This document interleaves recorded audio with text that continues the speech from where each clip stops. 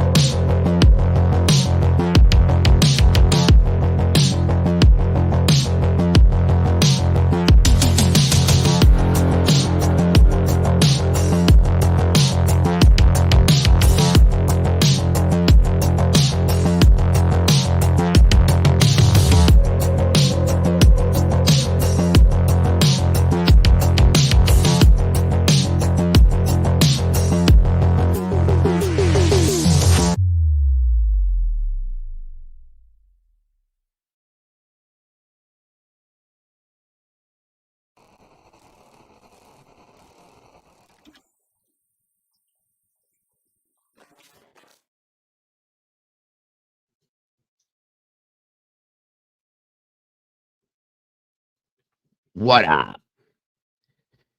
What's going on, everybody? Good to see you here tonight. Hope you're all doing well. Thank you for joining me tonight again. Much appreciated, guys. Tonight, as I said, we will be looking back at the Delphi case. The writs that were put out there. The whole thing with the Supreme Court and all that stuff, guys, has come back. They've set a court date for January 18th of 2024, because it'll be next year by that time. And one of them was denied, but we're going to talk about that. We're going to look at some documents, and we're going to see what is going on in Delphi at this point. So thank you guys for joining me tonight. I appreciate you very, very much. My apologies, guys. I wasn't here earlier today. I got a lot going on. Unfortunately, we've lost 3 people close, very, very, very close to our family, and we have somebody else that is a very close family member that's not doing very well. So that's been, unfortunately, waiting on a horrible phone call. So it's been a little bit stressful, I guess we'll say, and a little rough, guys. And it's so, it's the holidays, so it doesn't make it any easier. So I appreciate everybody understanding why I wasn't live earlier today. But thank you, all of you guys, for that. I can't say this one will be super duper long, but it'll be good. So again, thank you guys for joining us. Let's see who we got in here with us tonight. And like I said, guys, I didn't want to just leave you guys hanging. So here we are. Looks like CL is in the house. Welcome back, CL. Good to see you, Vix Logic. Welcome back to you. Cryptic conversions always a pleasure. Good to see you. Good golly, Miss Molly's in the house. Great to have you, Molly. Great to see you, Jay Lit. Welcome back to you as well. The amazing Miss Sherry Wisdom Speaks. What's going on? Good to see you. Um, Mikey, what's going on, brother? Good to have you here. Good to see you. Doodlebug, what's going on? Good to have you here. Truth Nation in the house, my brother. Good to see you. Thank you for joining us tonight again, buddy. Appreciate you very, very much. Josie West in the house. Welcome back, Josie. Great to see you. Miss Brainy B, always a pleasure, my dear. Thank you. Iris Hewlett, welcome. Good to see you again. Uh, all righty. Annie Ruler's in the house. Welcome back, Annie. Great to have you here. Salty Sleuth, there she is. Great to see you, Salty. Thank you for joining me. Legendary CEO, welcome back to you. Always a pleasure. Mr. Bobby, old dude in the house. What is going on, my friend? Good to see you. Again, guys, if you can, on your way through the door, please hit that like button. If you can, I appreciate it. And leave a little bit of DNA there. AR Hayes, welcome. Good to see you, sir. Thank you for joining us tonight. I think I'm getting there. Come on in, guys. Go grab yourselves a seat. Thank you so very much, Doodle and Miss Sherry. I appreciate that so very much. And thank you to anybody that has donated to support the channel in this way through these links, Venmo, Cash App, and PayPal. It is so very much appreciated. It's not expected, but beyond appreciated. This is what keeps me doing this every single day, guys. It pays my bills, keeps me on the air, pays for that crazy expensive, horrible internet, and everything else that goes with it. I appreciate it so very much. So thank you. Miss Firefly, the music. What's the word I'm looking for here? The music muse. What's going on? Good to see ya. Thank you for joining us tonight. Appreciate you very, very much. Oh, that'll never happen, Cryptic. That'll never happen. Never happen. No worries, though. Come on in, guys. Grab your coffee, tea, whatever it may be. Come on in, sit down, have a conversation with me. Doodle got a new picture. Love it. Awesome picture, Doodle. Thank you very much again for that. And of course, Miss Sherry, please like, subscribe, share, hit that notification bell so you don't miss a thing. I appreciate that, Miss Sherry, very, very much. Hate to say this, but Richard Allen's earlier picks creep me out. I don't think he did this, but there is still something that seems off about him. I can agree with that. I get it. I get it. Sorry, guys. Let's see here. Yo again, what's happening? Legendary Megs, good to see you. Thank you for joining us tonight. I've been seeing a lot of new faces in here recently too, and I really appreciate that, by the way. Thank you guys. Again, thank you, Sherry. I appreciate you very much. And I appreciate anybody that has donated to that. I also did see and got, or I got a, what do you call it? A notification. Somebody pulled something off of that Amazon list, and whoever did that, God bless you so very much. I appreciate you more than you know. More than you know. Thank you for that. Hear a lot about you. Well, that's good. I hope it's good. I hope it's not bad, but either way, welcome and good to have you here. Oh, I know it's rough. It is very rough. It's just I can handle it, guys, Death is what it is, it's part of life. We deal with it. But to have three at the same time, it was just like wow. You know what I mean? I'm sorry. Don't look me up. Oh, I have no reason to, Meg. I just appreciate you jumping in here. No worries.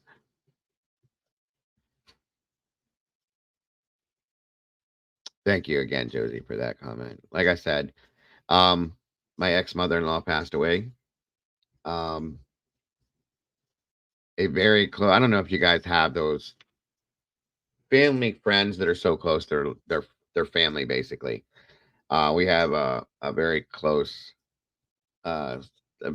couple to our family. Um, who he was a captain for the fire department too, and he ended up really, really sick, and it just happened overnight. He passed Thursday morning. My ex mother in law passed Friday morning, and then another very close friend of ours, her husband died Friday afternoon, and then this last, obviously. Then I we get the phone call about my cousin. He's got cancer, and it came. He's stage 4, and it came within the past like 4 months. It's all just boom, and it's crazy. It's been horrific. So she called. His mother called called Sunday and said that she thought that he was going to go that night because of the way he was acting, and he's still with us. So unfortunately, we're waiting for this horrific phone call to come to. It's just it's unbelievable, guys. And my wife's grandmother already passed away when she did 2 days before Christmas. So it's just making Christmas harder and harder and harder. So just say in prayers, and my wife is having a hard time with a lot of this. A lot, you know.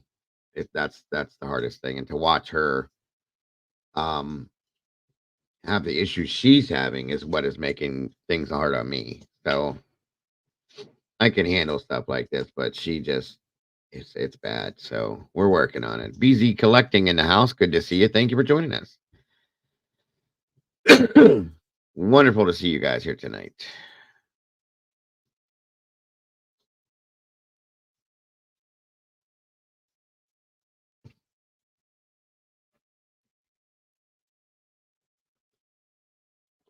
Come on in, everybody. Grab a chair, seat, couch, stool, stump, whatever you want to sit on. Get comfortable. Grab your drinks, your coffee, your tea, whatever it is. Have a seat, and let's go over this stuff here. I'm going to give you guys a few more minutes to get everybody jumping in here. That way we don't have to restart everything.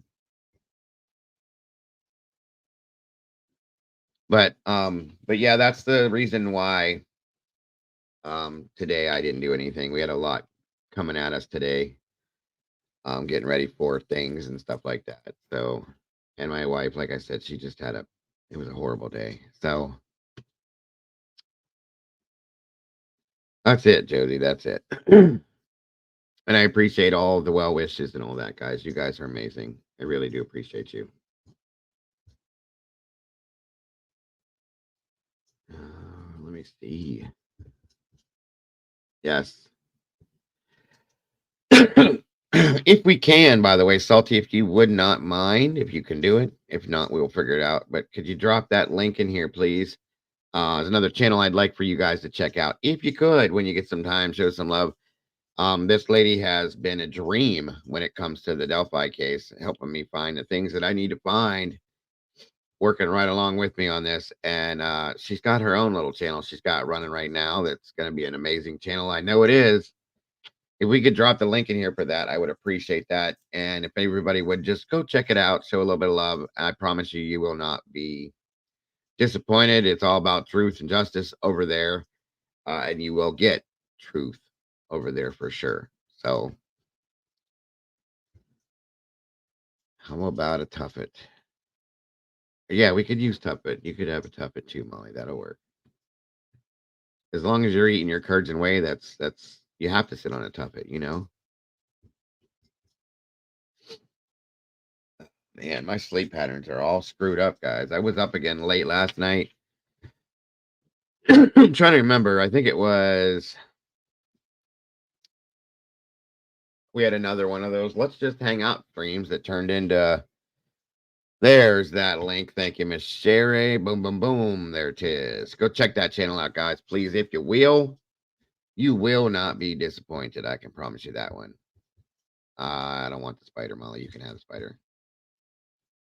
There it is. But yeah, last night was another one, and I was up till about 4. By the time I got everything shut down and everything, I was up till 4. It was a late one, and we really weren't talking about anything in general. One of my very best friends out here, first subscriber I ever had, first moderator I ever had, the first time I ever became a piece of YouTube, joined us again last night, spent the whole night with us in here. It was kind of fun. It was a nice little flashback down memory lane. Mr. Willie joined us up there for a while too. We were talking about some old school movies and all sorts of stuff. It was a good time. Sometimes it's nice to just hang out and just chat and talk and just, it doesn't have to be about anything in general. Just nice to do that sometimes. And I do enjoy those streams when we have them, guys, a lot, to be honest with you.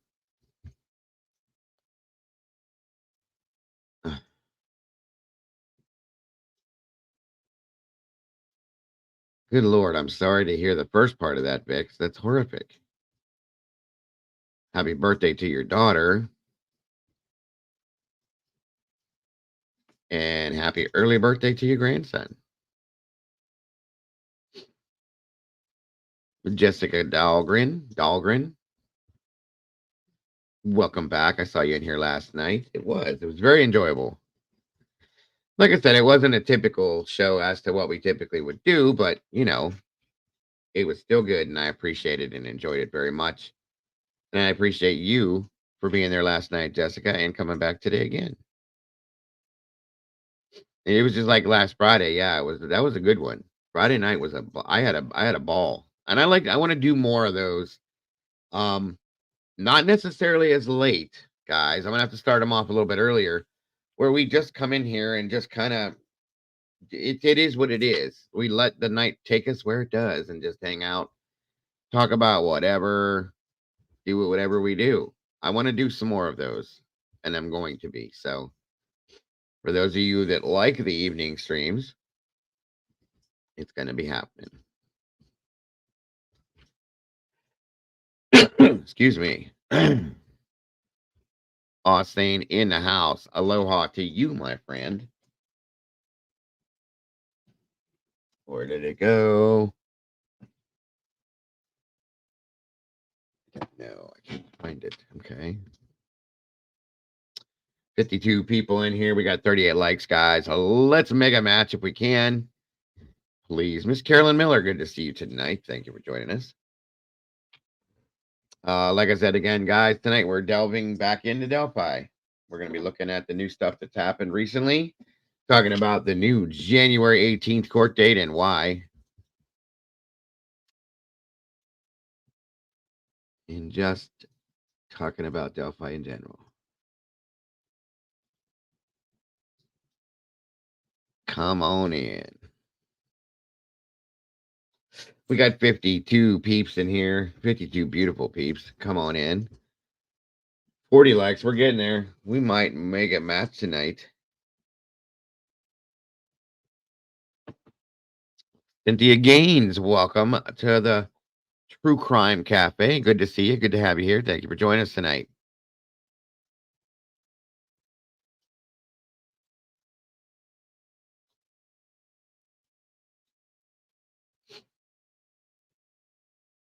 All right. I think I covered everybody.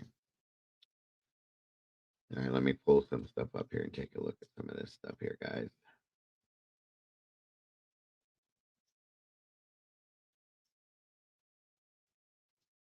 Uh-huh. Okay, cool. There's that. Excuse me. Yeah, I still got this stuff going on in my chest and this cough. So please excuse me, guys. I'm trying to keep it out of here. I don't want to get you guys sick coughing on the screen, you know? You know how that goes.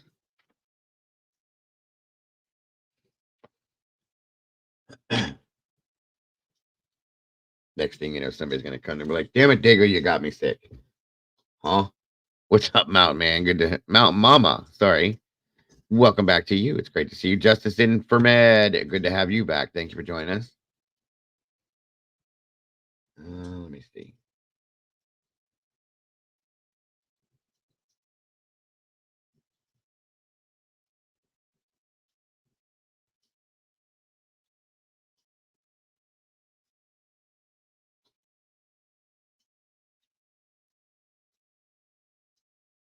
As you guys all know, the last time we talked about Jay Lake, good to see you as well.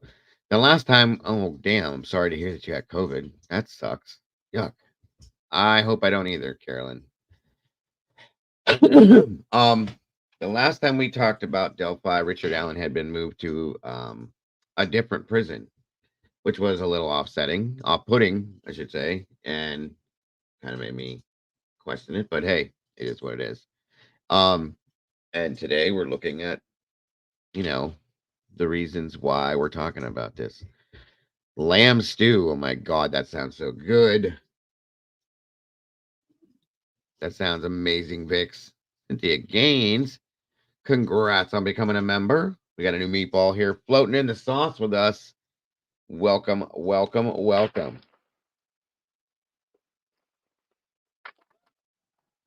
Welcome to the family, Cynthia. It's wonderful to have you here. We appreciate you so very much. Make yourself at home. Jump on down here in the sauce with us as we spill some of that sauce tonight. Okay. See here.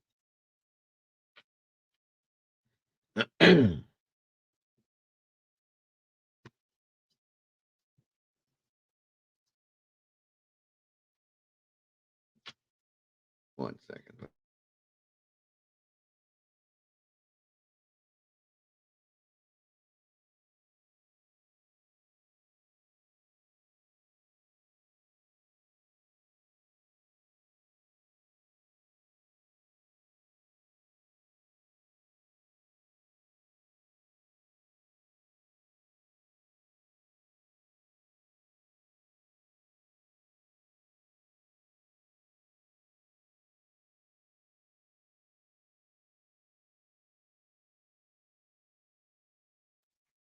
Sergeant Friday, welcome, my friend. No worries. Things didn't pan out for tonight for that show, but it will be tomorrow, sir. There was something else I had to cover tonight, but I will cover that other stuff that we talked about this afternoon today. Thank you for jumping in here, my friend. I appreciate that. All right, guys, let me throw this up here for you to check out first, and then we'll move into it.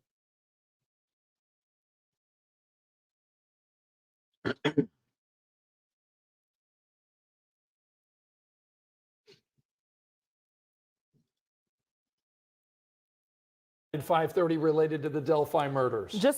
And we begin with breaking news tonight at 5:30 related to the Delphi murders. Just about 45 minutes ago, the state Supreme Court issued a ruling denying a request from Richard Allen, the man accused of those murders. Allen had asked the court to issue an order forcing the judge to make certain documents public and follow state rules about sealing court records. The justices denied that request, saying that most of those issues have already been resolved.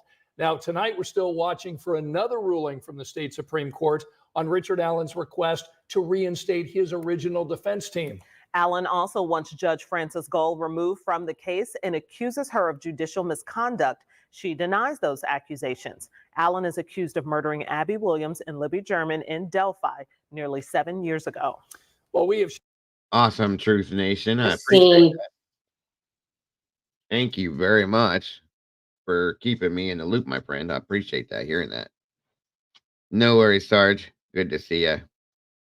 Take your time, my friend. We'll be here.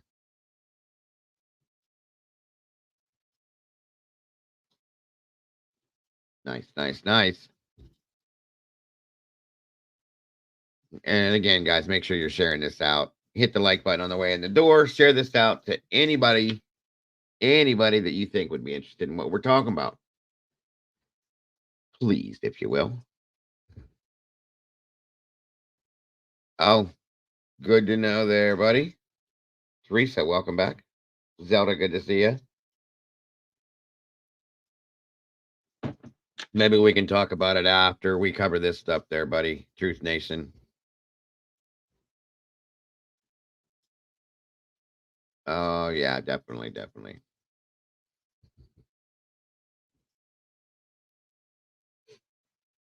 All right. See what we got going here. 55 peeps in here, looks like, but 47 likes. We're almost there, guys. That's awesome. Very awesome.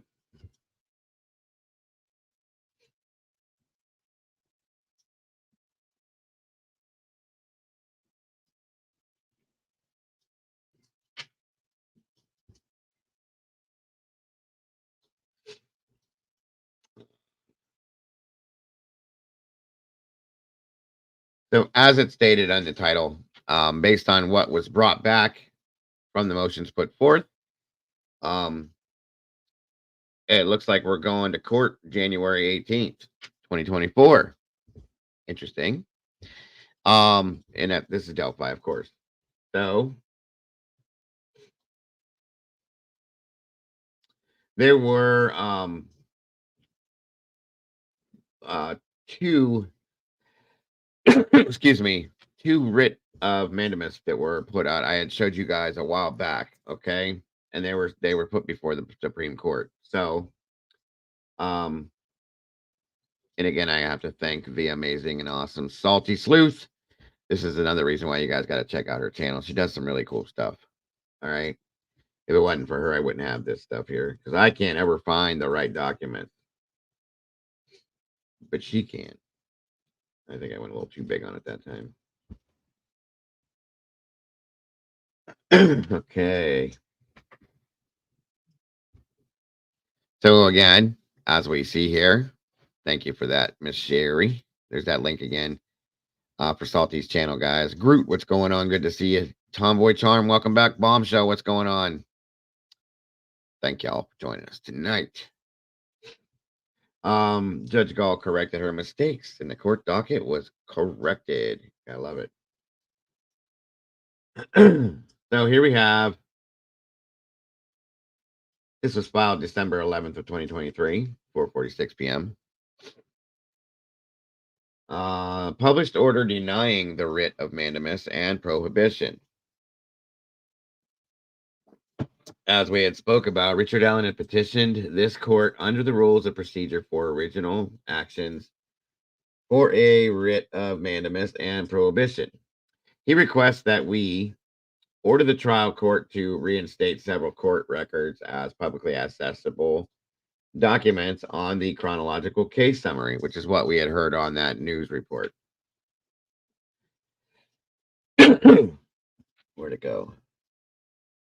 Number two, prohibit the trial court from ordering the removal of any court records filed in this case from the CCS and the electronic case file. And three, prohibit the trial court from excluding from public access any court records without accompanying the requirements of our rules on access to court records, ACR rules.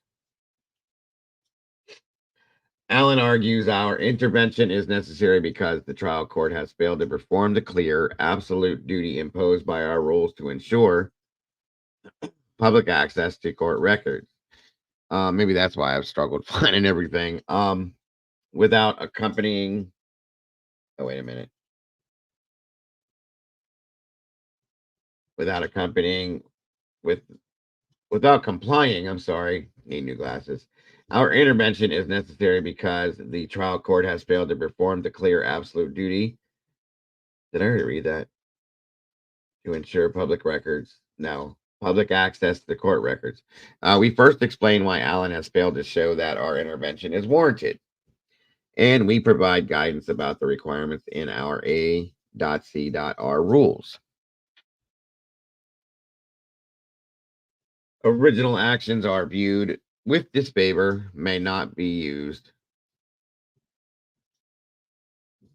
as substitutes for appeals. Indiana. Original action rule 1C, because a writ is an extraordinary remedy. We will not use issue a writ unless the party seeking relief can show a clear and obvious emergency where the failure of this court to act will result in substantial injustice. Allen has not made the requisite showing here. The requests that prompted this petition have largely been resolved and thus mooted by the trial court's order entered on November 14th of 2023. This order directed the trial clerk to take specific actions. 1. Placing on the CCS 118 individual documents that were previously made remotely accessible by court order in June 2023. 2. Unsealing 2 filings from June and July of 2023 and placing them on the CCS. And 3. Placing pleadings that Allen's former counsel filed in October 2023 on the CCS and making them accessible to the public, along with reinstating these excluded documents to the CCS. The November 14th order reflects the court's intention to comply with the ACR rules going. Oh man, hold on. Nope, hold on. Sorry, guys.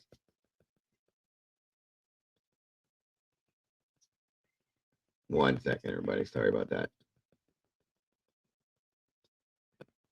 And maybe that'll help. Going forward, if there are any remaining concerns, sorry, folks. Had a little bit of a technical ding there. Sorry. God is always with you today. Welcome. Good to have you here. Thank you for joining us. Any justice is substantial. That's a point. That is a point. Guys, please excuse me. I'm a bit tired. It's been, like I said, the past few days have been really kind of whoa. So I'm not sleeping the greatest. So please. If my energy level seems down, it's because it is. So my apologies, folks. I promise you I will get some sleep tonight and I will be more peppy tomorrow. If there are any remaining concerns about access to the court records here, interested parties should first seek relief in the trial court and then pursue an appeal if necessary. We now take this opportunity to clarify the requirements in our ACR rules, which recognize the strong social reasons for allowing public access to court records. IND.access to court records. Rule 1, commentary of the ACR rules presume the public will have open access to court records with limited exceptions. Those exceptions are found in Rule 5, which identifies two types of records that are excluded from the public access. First, Rule 5A sets out several categories of entire cases excluded from public access, including when either statute or court rule requires the records to be treated as confidential. For these records, exclusion from public access is automatic, and no other notice is required. Second, Rule 5B sets out 13 types of individual case records excluded from public access. For records falling under this rule, documents must be filed as confidential and include an ACR form identifying the specific basis for exclusion. Makes sense.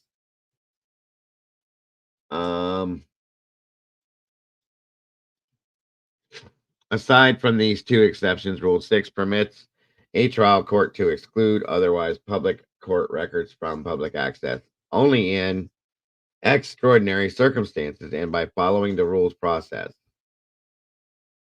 That process requires any person affected by the release of the court record to make a written request to prohibit public access, which must give notice to the parties and allow them 20 days to respond. And before a trial court excludes the requested record, it must hold a public hearing and issue a written order explaining why it is granting the request. ACR Rules 6C/D. We expect Oh my God, I need new glasses. All Indiana records to comply with these rules. Let me see if one of these pairs will help me. I do this stuff constantly. You guys watch me do this, and it never seems to make a difference. Nope. Ah, wait a minute. Maybe. Struggling. Truth Nation, a newly appointed public defender. Hey.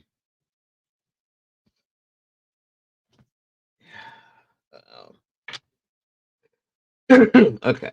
Now, we expect all Indiana courts to comply with these rules. The justices of the court have reviewed the briefs and other filled materials and conferred with each other because Allen bore the burden to persuade this court to issue a writ, and he has not done so. The petition is denied. This disposition is final. No petitions for rehearing or motions to reconsider shall be filed in this original action. The original action, R5C, done at Indianapolis, Indiana, signed Loretta Rush. There's that one. So that was the writ that was denied, you guys. And it is crazy, folks. In my opinion, crazy. I'm really surprised. I'll be honest with you. I'm really surprised. I really thought that was going to go ahead and be put through. This is nuts. I mean, and I guess we could call this a form of, in a sense, maybe railroading. I mean, what else do you want to call it? You know, it's crazy, guys. Doesn't make any sense to me at all. Not even a little bit. I'm really blown away by this. No lie. No lie. So there's that. Like I said, sorry, guys. That's the one that has been denied. And yes, there's newly appointed public defender. I want this to be handled right. I want Gall removed, and I want his two original attorneys put back on the case, and I want things to go forth. It doesn't matter what I want, what you want. Obviously, it doesn't matter what, or obviously, it doesn't matter what Richard Allen wants. But that's what would make this right. That's because the clerical errors were fixed. The next one matters. Yeah, that's next. The next one's the good one, but still, I'm kind of disappointed because this shouldn't be like this. So, yeah, here we go.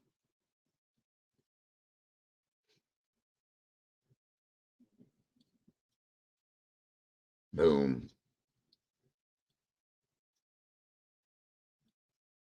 All right, so this is the notice of hearing.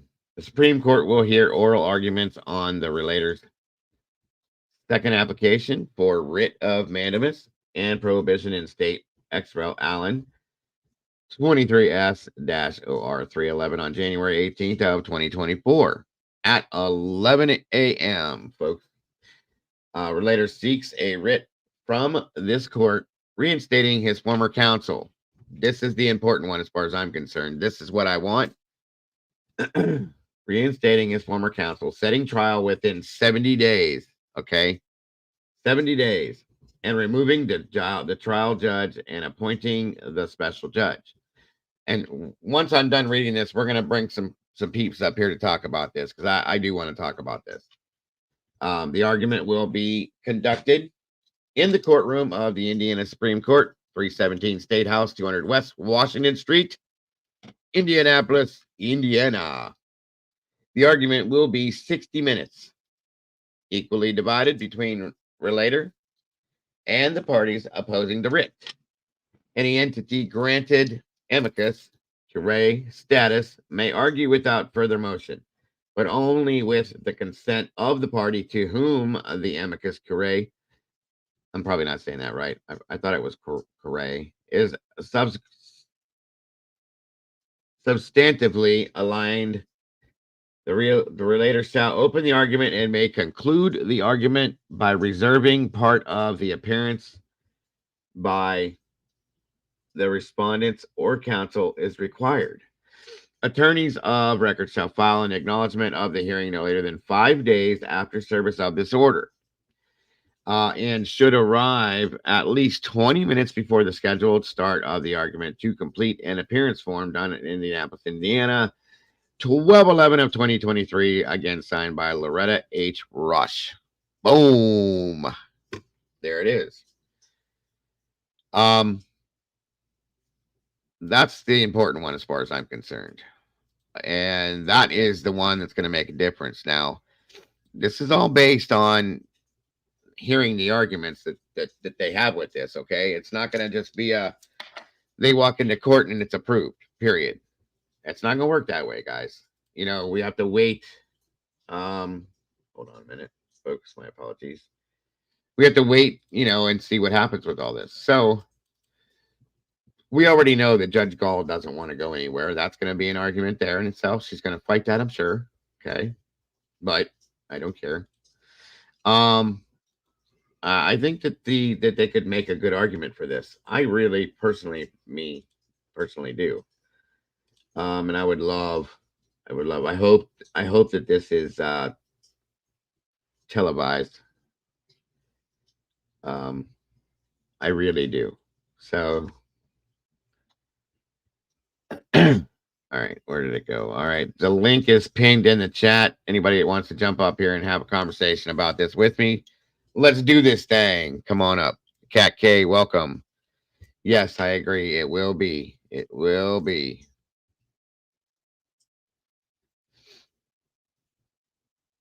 I know you want to, Willie. Truth Nation.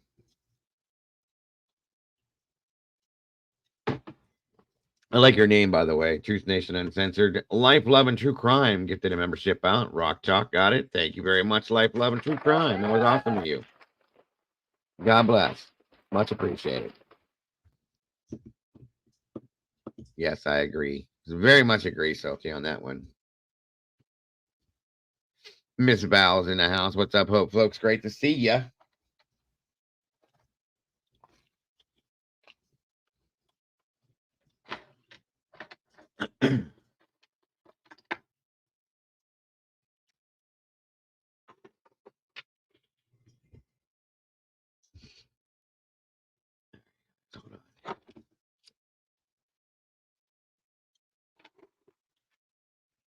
Oh, no. And we love you too, Life and Love. Very much so. So, again, like I said, guys, this is gonna be... Oh, there she is. Hey. I am excited to have you up here. Hello. Hello. I'm like you tonight. I'm like, energy's gone. Oh my God. I'm so sorry too. Like I said, I've had 3 people we've lost in 3 days. And it's just been like phone calls and family, and my wife she's a mess. And it's just, it drains you. I didn't sleep for nothing last night because I was in here late because I was up late because I couldn't like relax and stuff. So it's been rough. Very rough. Yeah. So, Yo.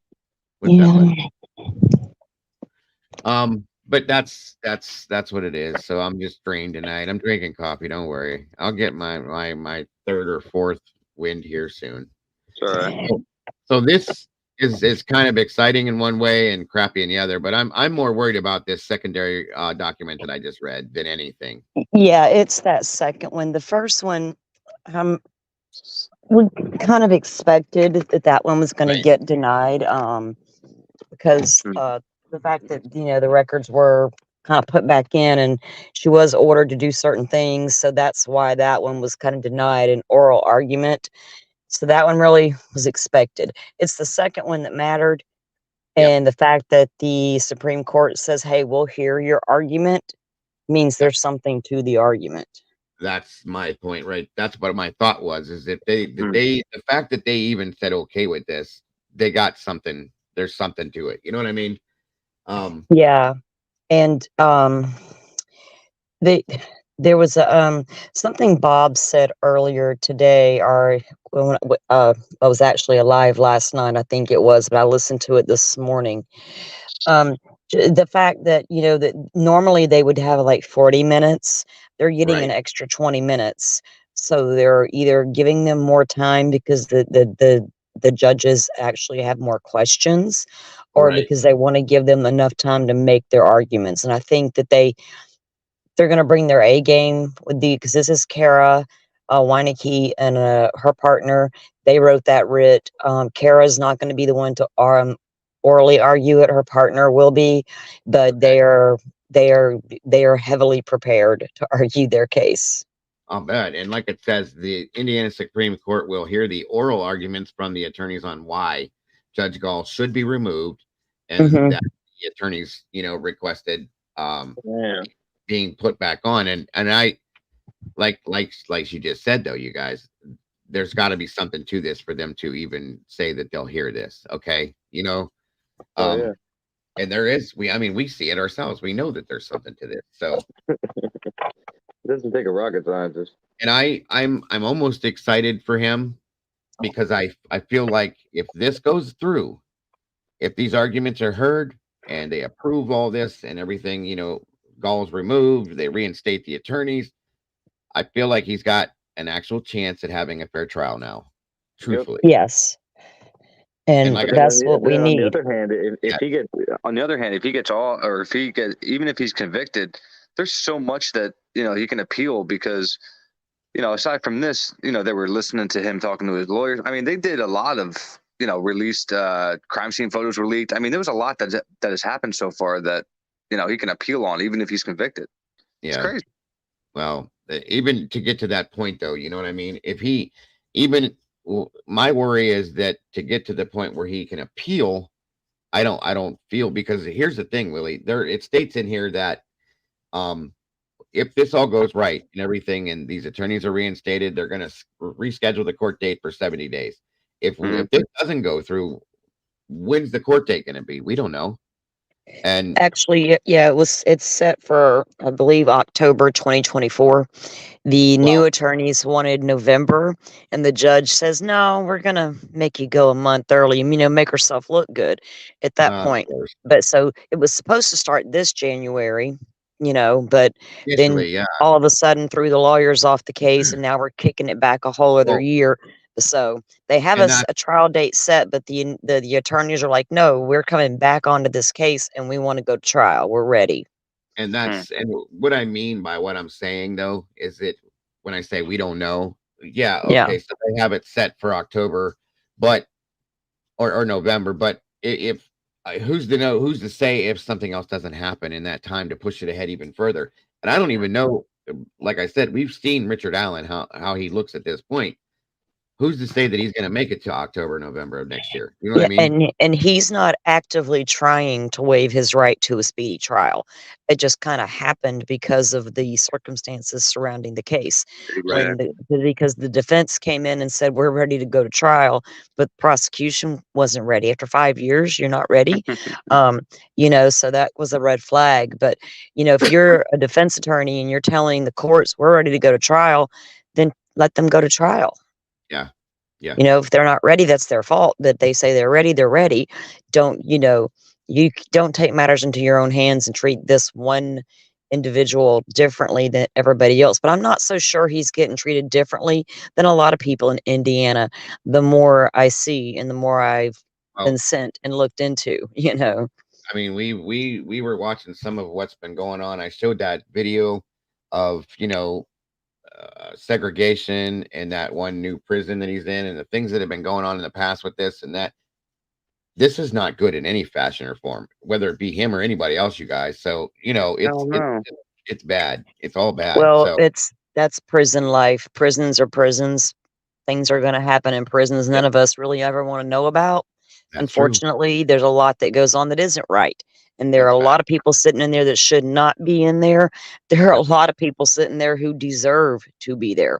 We just got to make sure the ones who don't deserve it aren't the ones being sent there. And, we can't run around and say, well, every court case that pops off or every suspect is guaranteed to be innocent. We don't know that. We all know that's not true. Every case is going to be very different. I do not look at every single case as cookie cutter. All prosecutors are wrong. All defense attorneys are wrong. That's just not who I am. And I can see things for what's right in front of my face, you know. I agree. I agree with you. Hi, Vicky. And I do want to clarify something too, guys. I know that, and it's only because they're the two biggest cases right now, okay, and have been for a year or more. Um, this case is 6 years old at this point. Idaho, we're into a year and some months now, and so on and so forth. These two cases, yes, they have both been horrific. There's a lot of crazy stuff with this. And I want to clarify basically what she's saying is down the road, any other cases that we may end up looking at are not always going to be like this. Okay. So we can't always go into this with the same mindset that we've had, just as much as I don't want people looking at this case as the mindset they had in Idaho, because they're two different cases. And I don't want people looking at Idaho with the mindset with this case, because they're two different cases. So everything is going to be separately different, or different and separate. Okay. I don't know why I just said that, but it's got to be known, and like I keep saying, with being looked at with logic and common sense, and looking at it for what it is, not for what it could be, or some crazy speculatory theory that might be this or might be that. Like I said, with this one here, this is in front of our faces, folks, and it's all happening the way it's happening. Period. There's no conspiracy. You don't even have to speculate anything. It is what it is. So Exactly. Yeah, and yesterday, I think it was, Dega, there was a little bit of confusion, I think, about that one video that you reviewed, because all everybody heard was altered. And the minute the word altered was used, is blah blah blah blah, and I'm like, wait a minute, we obviously didn't explain what I you're must not about to have watch very well, and we obviously are missing the entire point. It wasn't the enhanced audio that I was even concerned about. We have the original, so I don't need the enhanced. The part that was interesting was comparing the other suspects' voices to Okay. that. What Delphi does not need is a bunch of made up stories. And No. there's already one going around from another channel. And I don't do that. So I'm not going to even say the name of the channel. They have apparently released what they have as a recording, allegedly, between the ex-sheriff and the prosecutor. And it is allegedly the ex-sheriff telling the prosecutor that, we planted evidence, we did this and we did that. It is a deep AI fake. If you Okay. hear it being Yeah. broadcast around YouTube, know that that's a fake. Well, Please I don't won't bring it over here. I Don't won't put send it to anything me. put anything out like that anyway. So I'm Yeah, not worried about it unless that came to me from one of these documents out of a court. exactly. It's not going to come from it. I won't do that, guys. You guys Yeah, and know. I couldn't partake in the conversation about the pictures being fake from the phones and all of that, because there's enough with this case as it is on the Yeah. table Yeah. that I'm Well, just not going to go down that crazy train road. But everybody else, y'all do you. there's enough right in our faces that's real to deal with, that not to even have to look at anything else. You know what I mean? Yeah.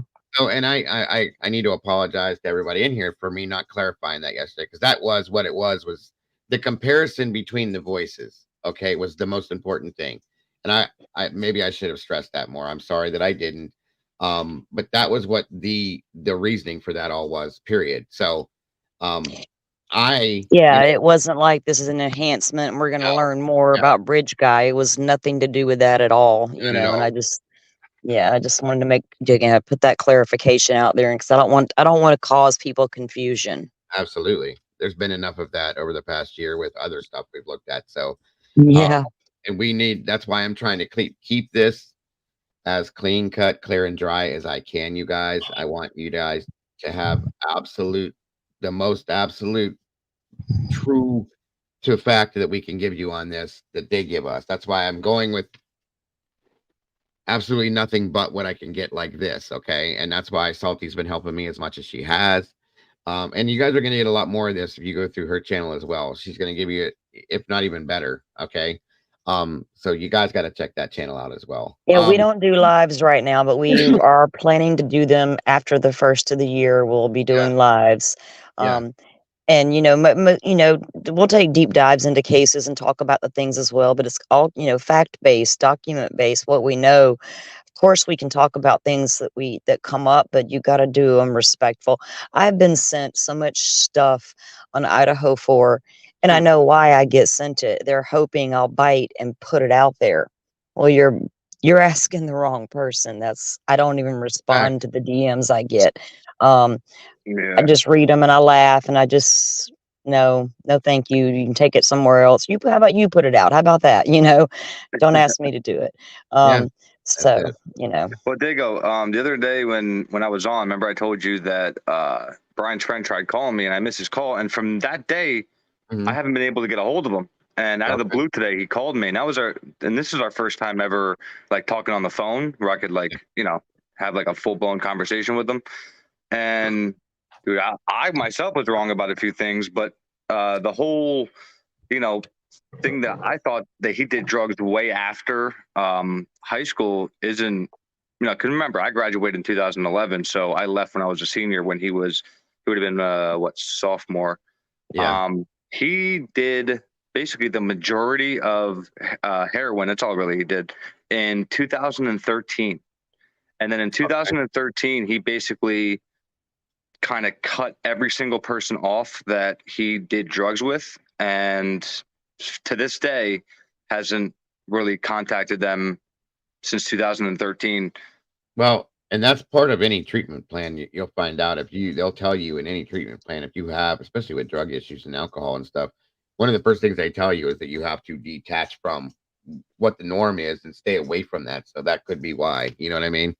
Oh, that's definitely it. You can't go back around your old friends and your old lifestyle. That's what And we've heard the same him. thing, that once he supposedly got into recovery and got out, that was the end of it, as far as we've known. And then he also told me, Mike also told me that because Mike is he's a well-known rapper, like he does concerts and stuff all over. He is the one that like helped Brian make that song that everybody found on, I don't know where it's at, SoundCloud or whatever.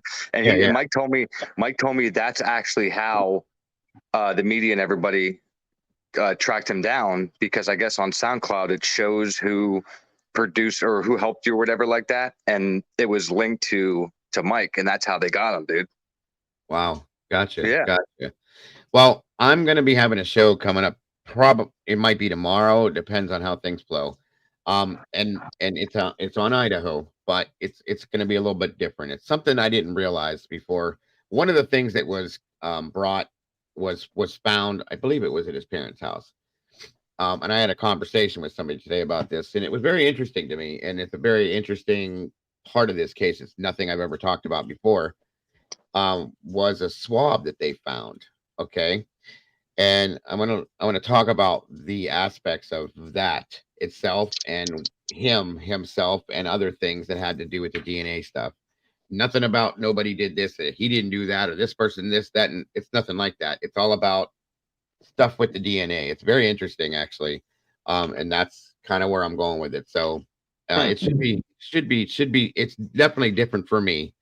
Well, I see somebody, and I don't know if anybody, saw information somewhere, because I'm trying to figure this out, but somebody's going live on December 14th, and they said that somebody, well, not somebody, but Brian had a girlfriend in high school that died mysteriously. I heard that too. I can't find any proof on it, so I haven't really touched it, but do you know, so you saw that, where you're from? No, well, that's what I'm trying to. Well, I'm trying to get a name, dude. I'm trying to figure out who the hell, they're talking about. I think that on the Nancy Grace special, I can't remember the name of it, from a few months back, my friends and I watched it together. I think it says the name of that girl in there, Willie, if I'm not mistaken. I'll try to find it as well, and I can get it over to you or Dago, but I can't remember the name either. Gotcha. Okay, yeah, because I remember they were talking about one person, but that wasn't Brian's girlfriend. So I'm trying to figure out who. No, from what I heard, it was a girl he knew, like a friend. I never heard it was a girlfriend. Probably just somebody that. Oh, okay. It wasn't that girl that did the interview. Friends. Already, right? The one whose brother was friends with him. It wasn't that girl. Casey Arndt, probably not. Or, yeah, Casey. That's it. Yeah. Okay. No. I don't think it was her. Okay. Well, no, because she wasn't his. I think they went to like prom or something together. But this says straight up that this was his girlfriend in high school. And I'm trying to figure out, because remember, I'm 2 years older than him, but Mike was in his grade. So I asked Mike if he remembered anybody that, because maybe after I graduated or something might have happened, but he doesn't remember anything. And it specifically says in high school. So this is a name that Firefly's asking if it was the girl he did drugs with. Is that who it was? That's what I thought it was. I have no. I have no. I mean, I have no clue. I guess I'm gonna have to wait till the 14th. I thought maybe somebody had a name or something. Firefly, I think that we watched that on that Nancy Grace thing. Maybe I can't remember where we watched that at, but I know we watched it together. Well, yeah, I don't remember the name. If this is about Ashley Flugel, I'm gonna have a problem. So, like I said, depending on who it is, I might, have an issue with this because there's some people a lot of people passed away from drugs, man. A lot. Absolutely. I mean, listen, I'm best friend died of drugs. Brian's best friend passed away. I found this out today. I didn't know they were best friends. Brian's best friend overdosed. His name was Jeremy Saba. I was very, very close with Jeremy. His mom actually heard about that about 6 months really? ago. Yeah, yeah, I heard. Mm-hmm. Jeremy Saba. All right, see there you go. I'm not lying. So Jeremy Saba played baseball, and that's me and Jeremy grew up together since we were kids. And all of a sudden, in a blink of an eye, Saba, I mean we all call him Saba. Saba went off the deep end, dude, and started doing the most heroin that like anybody's ever seen. And then I guess him and Brian linked up, but they were friends beforehand. And then I guess when Saba passed away, Brian did not take it good, man. He was like very, very, very depressed. He didn't like talk to anybody about it. He didn't nothing. Yeah. Was it this one right here, Salty? Is this what you were talking about? I can't tell if that's the one that we watched or not. It might be. Okay. I'm on my phone. I can't. It's little. No worries, no worries. But anyway, so the show I'm talking about, it's gonna basically kind of be titled the DNA is real, okay? Because I believe it's real. I believe that it's Brian's DNA, and I believe it's on the sheath. But there's a whole thing behind this, guys, that I never really looked at before that really like blew my mind when I started thinking about this. So and I'm not saying that if there's no conspiracy behind any of this either. If that's why I'm so excited about doing this. Me and Sergeant Friday actually had this conversation. He brought something to my attention that I never even thought about. I actually didn't even know about it. I'll be honest with you. As part of when they went to the home, his parents' home, and they found all the different things that they had found. One of the things that they found, I never even heard of, and it really I was just kind of like, ding, ding, ding. Here we go. This makes sense. So, well, what is it? It should be quite interesting. I'll just put it that way. Shit, I gotta go look at the list now. Right. I got it right here. I can look. It was, well, I'll just put it this way. I'll give you guys a little heads up. It's a swab. Okay. Oh, okay. And you've seen the swabs that they use to do the COVID test, right? Yeah. I can't. There's a name for it. It's probably Sarge knows what it is. But anyway, that's the one thing. And when we talked about this, it really kind of was like my eyes kind of opened up a little, about 3 inches more than they were, and I was like, damn. So, and I don't like to cross shows like this, okay? But I'm just giving you guys a heads up that tomorrow, when I do this, you see he's here already. Or buckle swab. That's it. Thank you. Tomorrow when we do this, that's what I'm going to be doing. I'm not doing it tonight on this show, but well, I'll be listening and driving. Hey, and before I forget, Dago, because I'm about to go jump out and go chill out. Bob said that they will be doing audio and video recording of the Supreme Court hearing. Now, whether or not it's going to be aired live, I don't know yet, or if we'll get it later that day.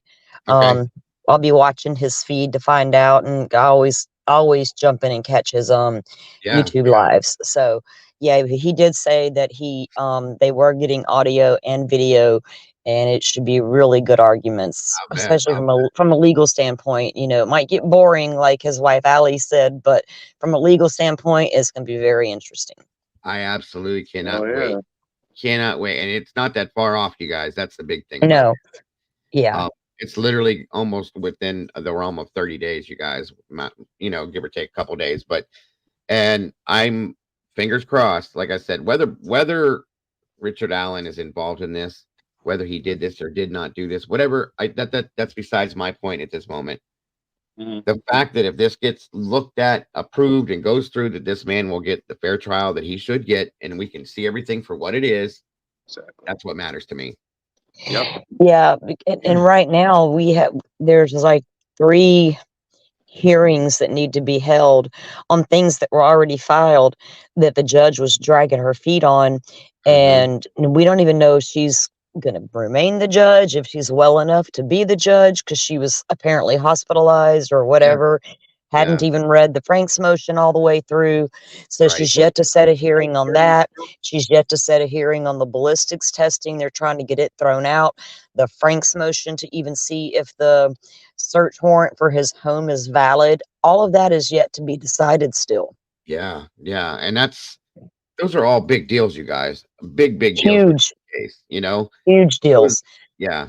They make especially the search warrant. I mean, if Yeah. they can get that thrown out, where do you go, right?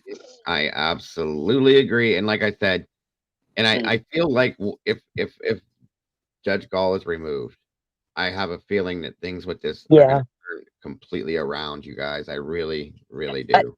It's weird to go back to the beginning and you see that the original judge was a regular circuit court judge. Carroll County is so tiny, we're talking 1 or 2 judges, I think, period. And this judge gets the case. They slap the seal on it immediately, put the gag order down, put it back, and then he, within a month, somebody on YouTube put the judge's face and his family's face out there, and the judge goes back and recused himself. He's like, I'm out. And, he was already getting threats about because the arrest came 5 years later. People had, I guess, their suspicions and had it in for the judge at I don't really know the whole backstory there, but, he wasn't even, I think, the judge a month. And he went in and recused himself, and he said, anybody working on this case is in danger. Yeah. You say that from the onset, and now look where we're at. And I read a lot into that. I mean, I think can't help it. Yeah, anybody should look at that in that sense, because the very beginning, all that goes into play like that. Then they move him to prison. All that happened like that. Something has completely been off. Within 30 days of the arrest, he was moved to the prison for safekeeping, right into the hands of Odinistic guards.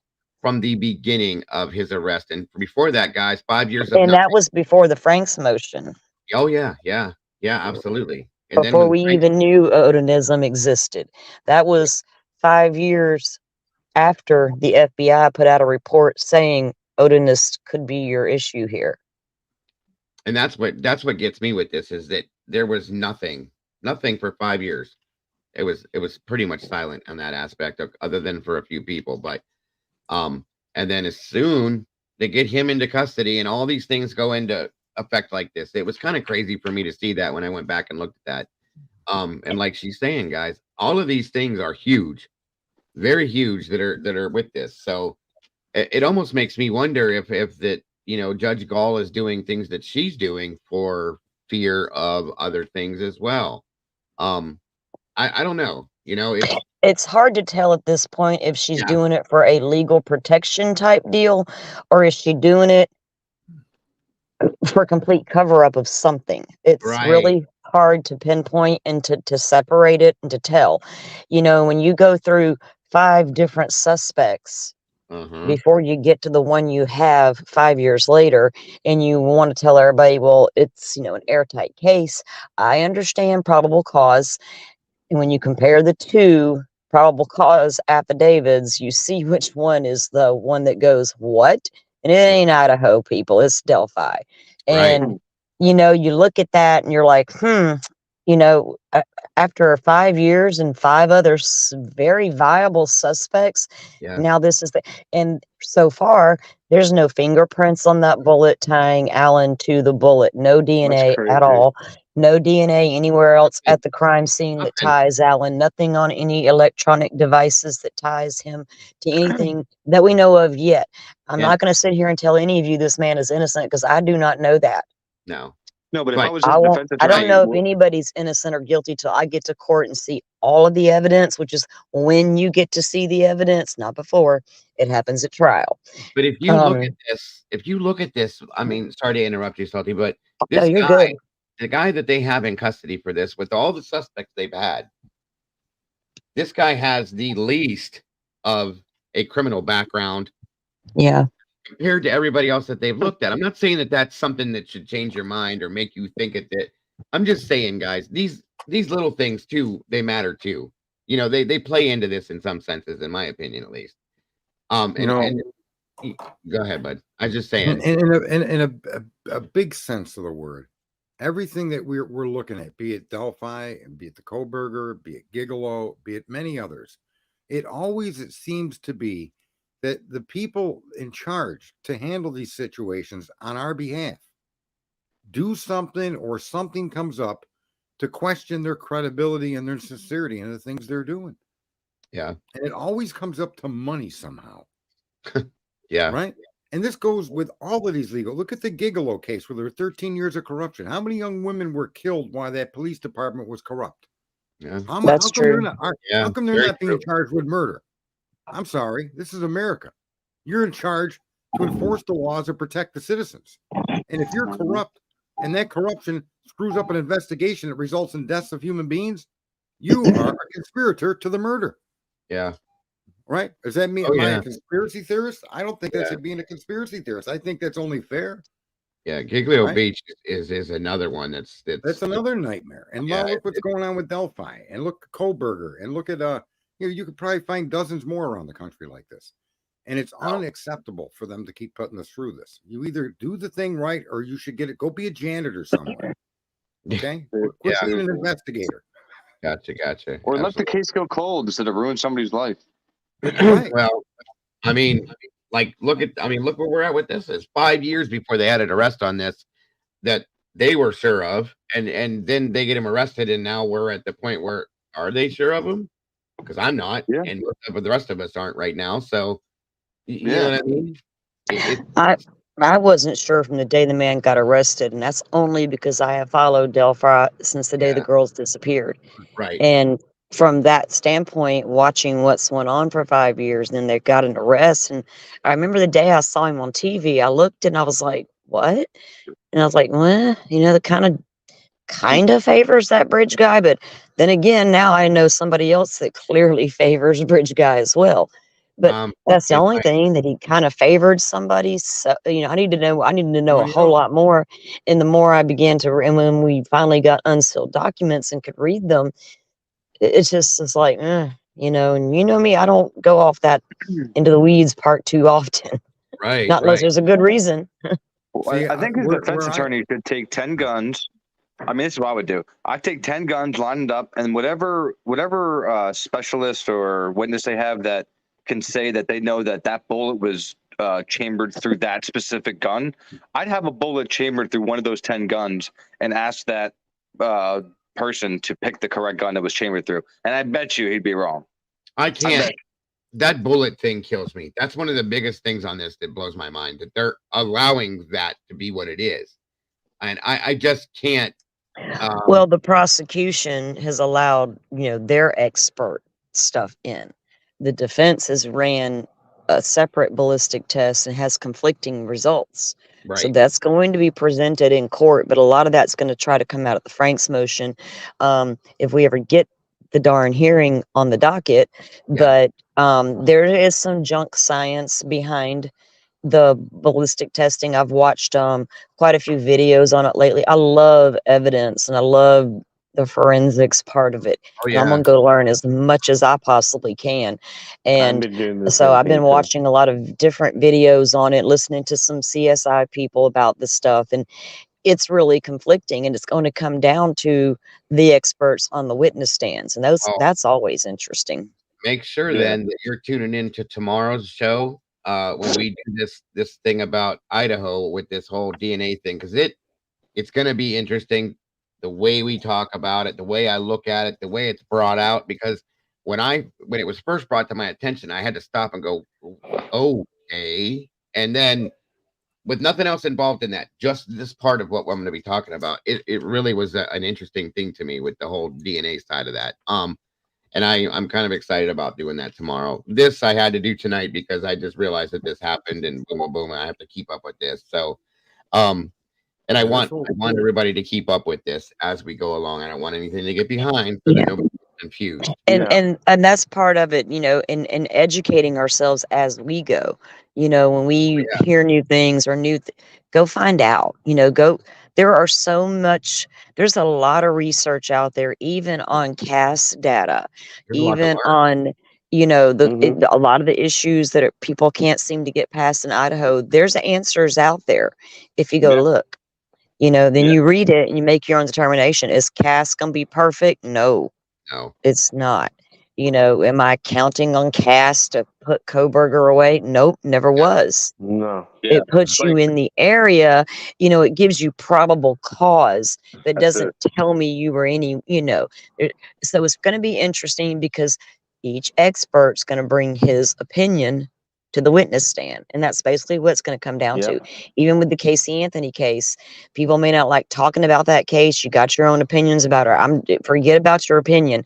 Legally, if you're into the legalities and evidence, watch that trial. Those experts made or broke the case, and they got Casey Anthony off because they were right. The prosecutors, witnesses, witness experts, expert witnesses, whatever, failed miserably at their job.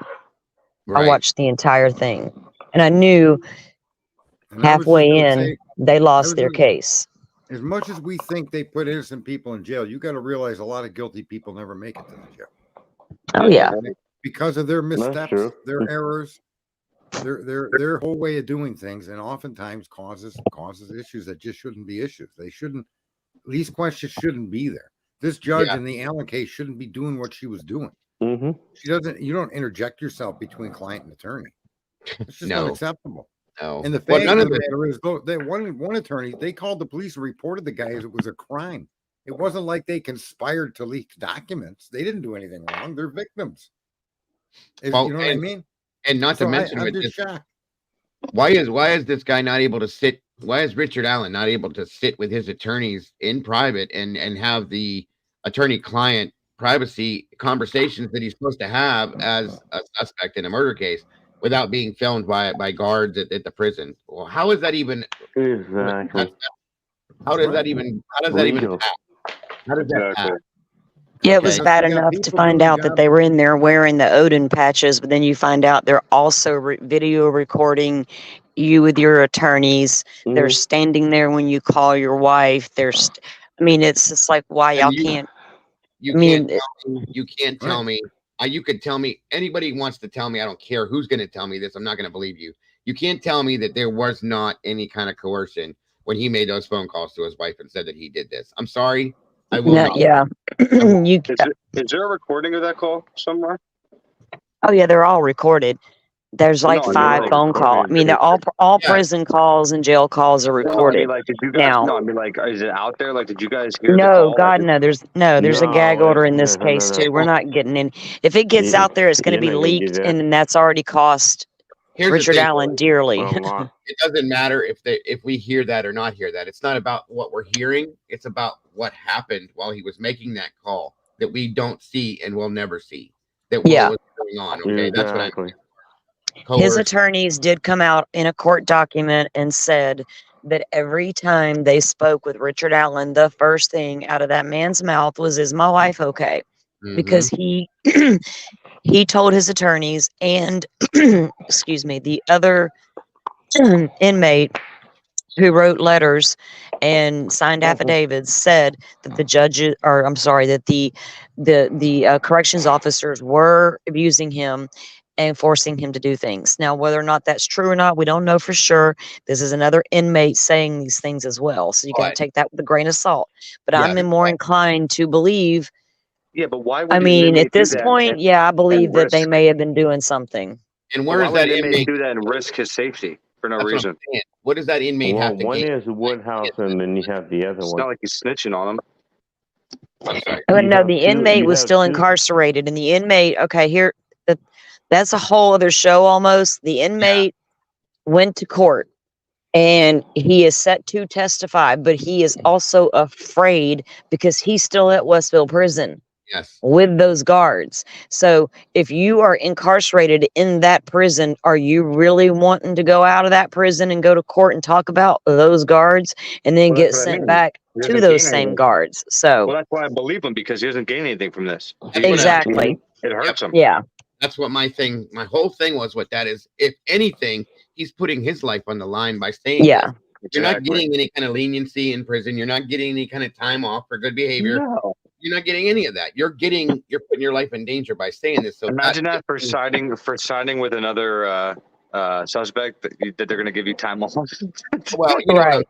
saying. You know, it inclines me to believe what he says. That's all I'm saying. Yep, exactly. That's 2 inmates. Yeah. I mean, usually you overall. got the other inmate saying, hey, this guy You gotta turn confessed your to mic me up, my he man. did a crime, to get himself, brownie points. But I that's said not what there's happened 2 here. It was the inmates opposite of so that. far.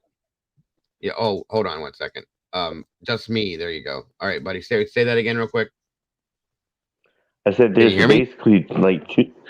Yes, I can hear you. Okay. Now go ahead with what you were saying. I'm sorry. I was saying there's basically 2 people. One's Woodhouse and then this other person. As far as the 2 inmates that have talked in Yeah. this case. Oh yeah, okay. I thought you meant there was another person involved. So there's in the 2 other- people that said something? No. Yeah. Wow. Yeah, Brandon there was. Woodhouse that has said something and made a couple of videos, Yes. and then you have this other one. Yeah. So I mean, again, once again, there's no gain for this person to come out and say something. So, if there's, it doesn't make sense to not believe what he's saying. Now, unless the guy has a death wish or he's, he's a sadist or something, and he enjoys pain or having things inflicted on him by some chance. That's the only way it would make any sense to me. I'm sorry, I know, and that's ridiculous. So that's why I said it like that. I don't. None of this, the way this is falling into play like this, it just doesn't make any kind of sense at all. I think that also, we all can see going back early in the Idaho investigation how frustrated we would get with law enforcement, media.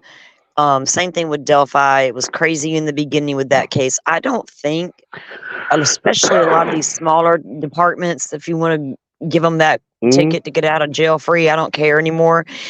If they don't know how to handle the press, or if they don't know how to handle the public request, send a team in that can.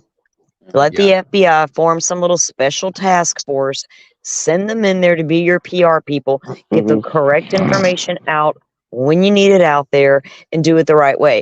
Don't come out with these vague statements and people ask questions, then you don't want to answer them, then you give another vague answer, then all it does is create chaos and rumor.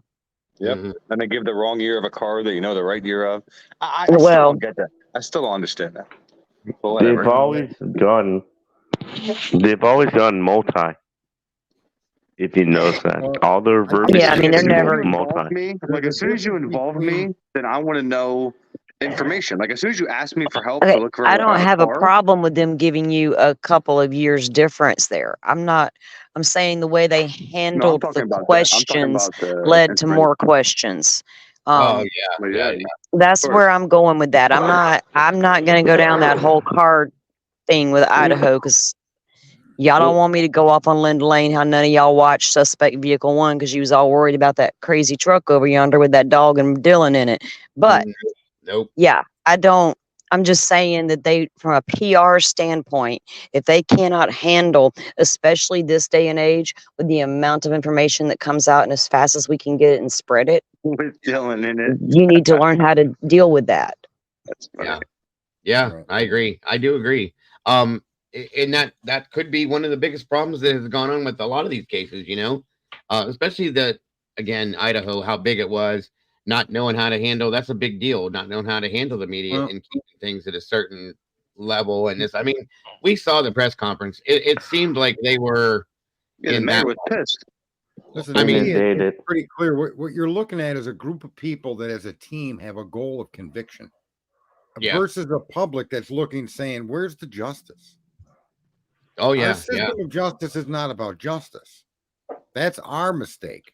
And because we're hard-headed and insist that it be that way, that's why we question what these people are doing, right?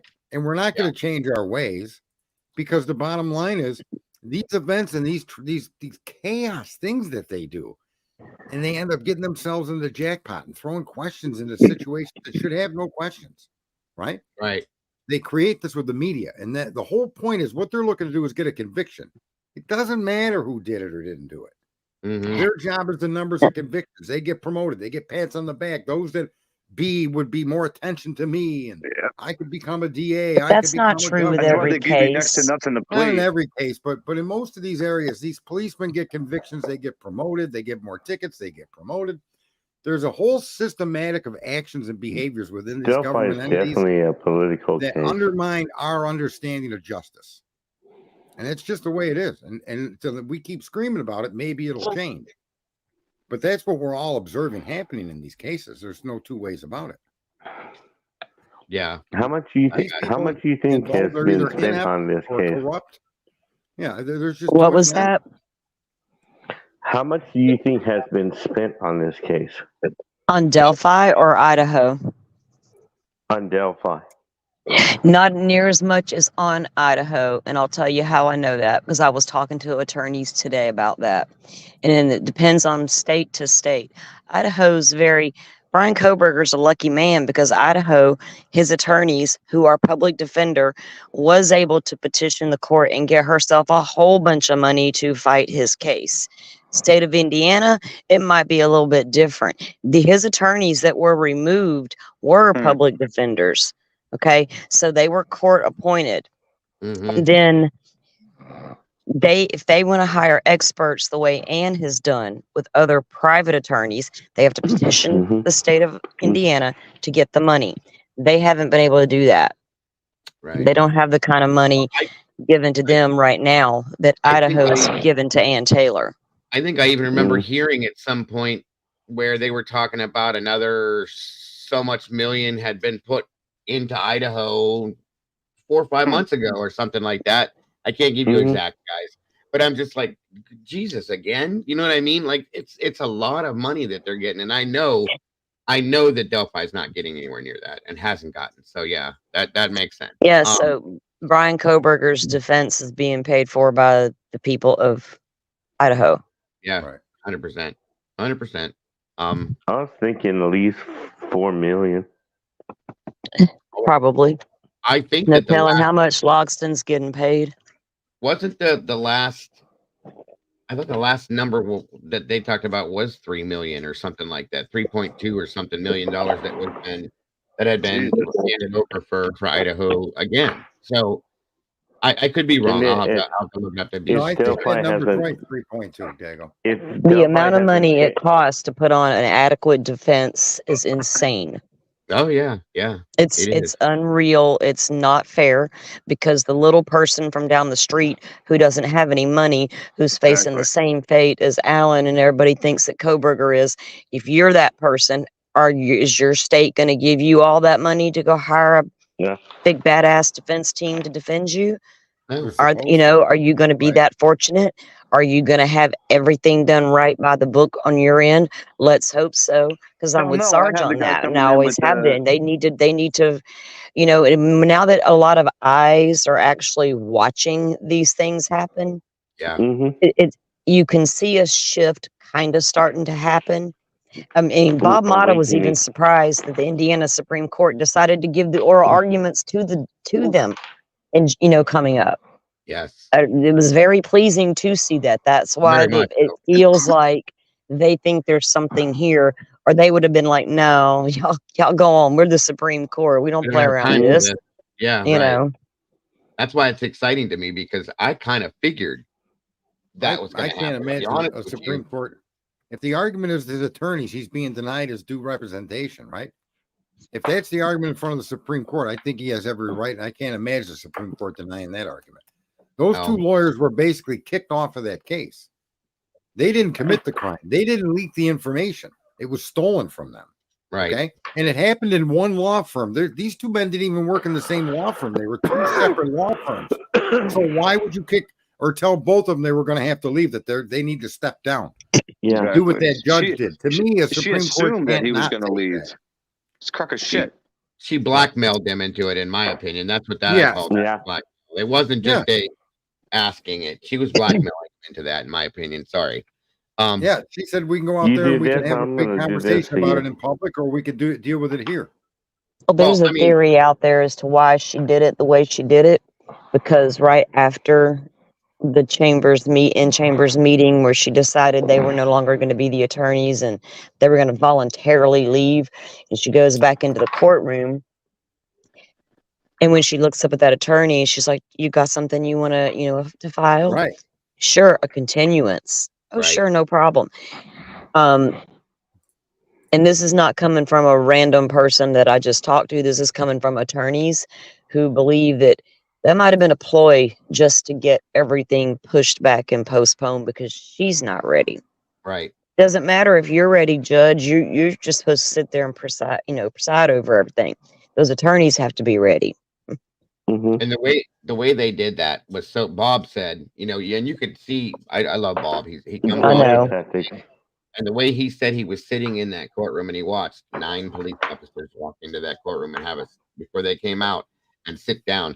If you're going to tell me that that's not an intimidation factor, you can kiss my ass. I'm sorry. That's just, that's not the way that things And should those be. were just the witnesses, Dago. They were all Right. set to testify. Right.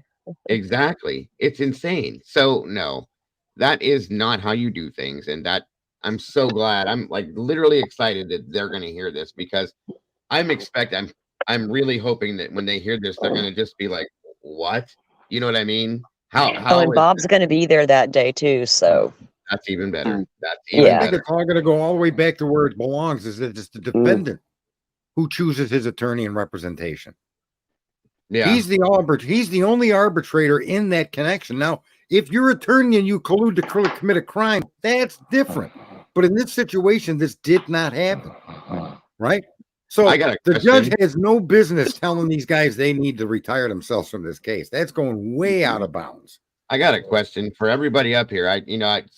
Everybody can give an answer is what I'm saying, and anybody for that matter. But if let's say that once all this goes through and they hear the oral arguments on this, okay, and Judge Gall is removed, the attorneys are reinstated, and we can start with Salty. I want to ask you first. Do you think that that's it? That they'll just take up where they left on, and Judge Gall is left alone, everything's done at that, or do you think they're going to start looking at her for her other cases? I doubt it, because I've had that talk with Sleuthy as well. And if you look at her record, this is a very good judge. She's got an impeccable record. She's a special judge. She was especially appointed to this case when the old judge recused himself. Right. And one of Bob's theories is also that she got really mad about the Franks motion. Right. She was handed a case that was already a mess very early, and I don't think she knew what to do with it either. As far as, steal it, not steal it, take this out, put that in, all the crazy shit she was doing. And then, but her overall record is really good. So the fact that this case has brought this kind of turmoil is really odd. Yeah. And it just makes you go, why? Right. Well, that's a big question. What's going on in the back? Yeah, and part of it, and part of his theory about her getting so mad in the Franks motion filing, because that was 138 pages, and the Franks motion is to get a hearing to get the search warrant thrown out. Nothing about the Odin stuff was going to be directed at that. But what they did with that was try to show probable cause as to why you shouldn't even have needed to look this way to get a search warrant, So, there's a lot of different theories on why she's done what she's done. But I don't know. I think if she is removed, they might do an investigation for this particular case, but I don't know. I don't know. I mean, I just out of curiosity, I was wondering, is the rest of you guys, you feel the same way, or what do you think? I mean, I don't think they're gonna dig into her other cases, but she made a good point there, and that's why I question what if she was such a great judge and all this, what's her motive behind what she did? So like who's in what I feel. My question is who's in her ear? Like Well, what see, provoked her to do that? When you guys say that, that makes me go back to Judge Diener, okay, the first judge, and the way that he did, like what Salty explained a little while ago about the fear aspect of it, okay? It almost makes me wonder, does Judge Gall have something like that going on too that we don't know about? Or is there something a little deeper than that? You know what I mean? Without getting too conspiratorial, you have to think about something. People are people. Cops are people. Detectives are people. Judges are people. A doctor, a lawyer. Everybody's a damn person. Everybody's different. Some can function quite well in society. Some cannot, no matter what your level of education is. And you're coming from a very tiny town. So I live in a very rural, tiny community. It's a handful of cops that like to roam around up here. So where these cops come from? They grew up here. So now you have to wonder, is there something to this Odinism stuff? You got these guards running around allowed to wear patches when they never should have been allowed to. Separation of church and state. You work in a prison. Don't wear patches about anything related to anything, just cop. Where's your badge, your name tag, whatever. So that makes me wonder what's really going on in this little tiny town of Delphi. Yeah. If there was really anything to this Odinism stuff, anything at all, it's connected. And that's why the judge is doing what she's doing. That's why the cops have done what they've done for 5 years. It makes sense. And I'm not going to say that I don't think none of that's true, because I think it could be. I very well agree with you too. I do. I mean, it was too ironic to hear that and to see the guards pop up with the patches on there. We had a case here locally, and I just happened to, I watch a lot of 48 Hours. It'll come through my YouTube feed, and I'm like, oh, I'll watch that one. So I turned one on the other night, and I was like, wait a minute, that's that case that happened here. And it was. So I watched it again, and it happened 10 years ago, maybe 15, probably longer than that. Shit. Anyway, this man, he had a mom and a brother, or half brother, or two half brothers and his mom. The two brothers and mom, all three lived together. Mom had some health issues. The other brother had some mental health issues, spectrum type stuff. But so the one brother worked and took care of the mom and the little brother. The other brother, the older half brother, was out on his own doing his thing. Turns out he was Wiccan, and I'm not saying anything bad about Wiccans or pagans. I'm not that person. This is just what he was into. So lone wolf type stuff. Just because you do one thing or you belong to a group that does, you can still go out and do that lone wolf stuff that they're not willing to go do. Anyway, this man kills the whole family. And when he did, he set it up, and it looked like a ritual paganistic killing. They didn't know what to think when it was literally around the corner from my ex-mother-in-law's house. Right. When the story broke, and the minute it hit the news, this was a Wiccan thing, everybody's like, oh my God. And I was like, what? Oh, yeah. Let me check this story out. I'm like, what? So I start watching it, and it wasn't that he did it because he was doing a ritual. Once he did it, he made it look like a ritual. You see what I'm saying? So people to say, well, that can't happen, or it wouldn't happen, or that's not really existing.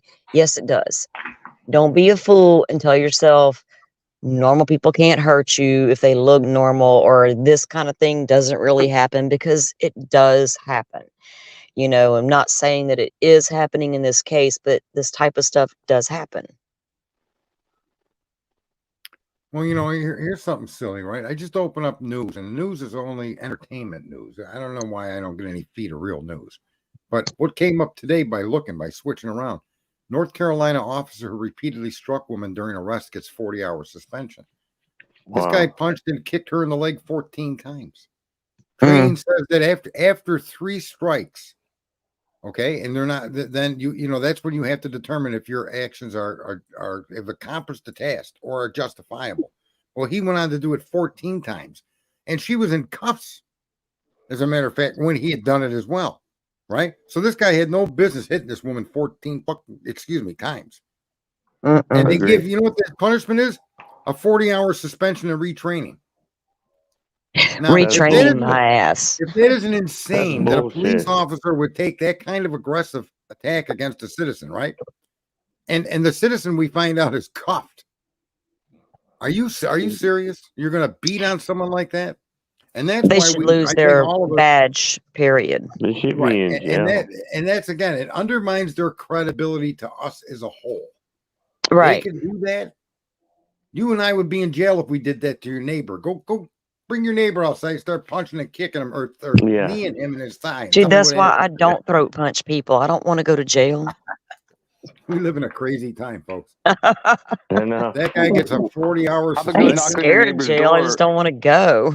How about just go knock on your neighbor's door and ask for his license and then put him The in food, handcuffs the for no food's not reason? good. That's the problem. Food's not good. This is 40 why I'm a hours. loner and stay at home a lot. Mhm. Well, it's things like this that happen constantly, every week, every month, you hear them all year long. All of these crazy things happening. Like what happens to the police officer involved? Pretty much nothing. Well, and that's Imagine that. like the little boy who cried wolf. Like I'm trying to teach these 3 damn little boys in this house. Mhm. You know, Mhm. we can't go out and say, or we don't want to go out and say all these cops are bad. But when you got these bad apples, you know, Mhm. it makes you have pause. I have pause. I'm not out there breaking the law, but guess what? I don't have a desire to talk to you. I don't. I'll call you if I need you. Otherwise, you go over there and stay, and I'm going to stay over here. I respect them, but I don't need to interact. You know what I mean? That's just me personally. But I feel like it's gotten so, Yeah. especially over the last few years, the climate in our country, y'all know what I'm talking about. It just makes everybody, but I don't want to be so jaded to where I get to where I think that every person arrested is innocent 100%, even if they found guilty. Yeah. You know what I wanna know mean? something I got to funny? see the evidence for myself. Yes. Listen, this case where the cop did that, these 2 people were charged with one was charged for carrying a concealed weapon, and charged with so the people that this guy, the woman was part of a pair that he beat on, the woman, right? Those Mhm. charges against those people were dropped. So there's a cop that does a stupid thing, and people that should have been held and charged with carrying a concealed weapon, Mhm. that guy should be charged with a crime. They dropped it.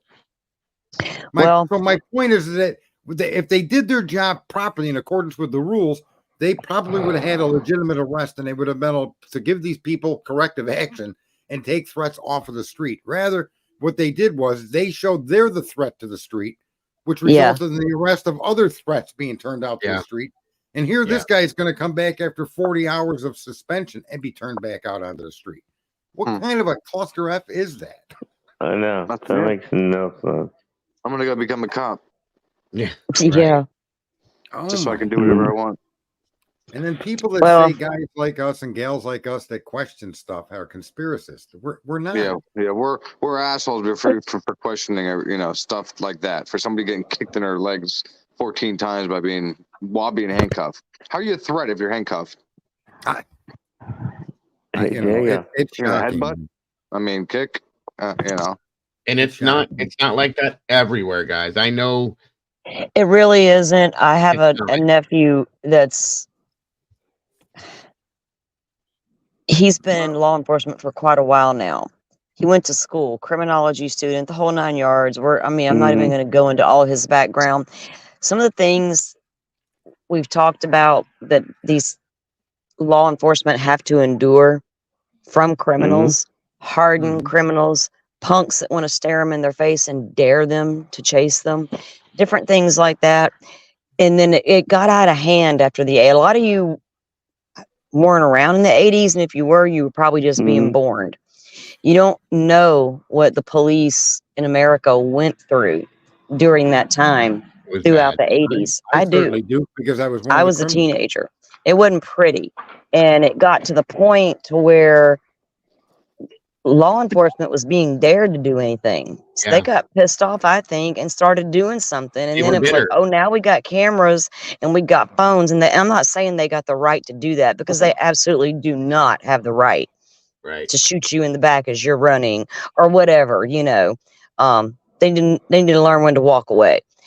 But yeah, I think there's, you know, it just needs to level off now. It What's the needs to whole get, reason for a body cam? And this goes on long yeah, before any of us even knew who each other were. Just think of yeah, the basis for body cams, Yeah.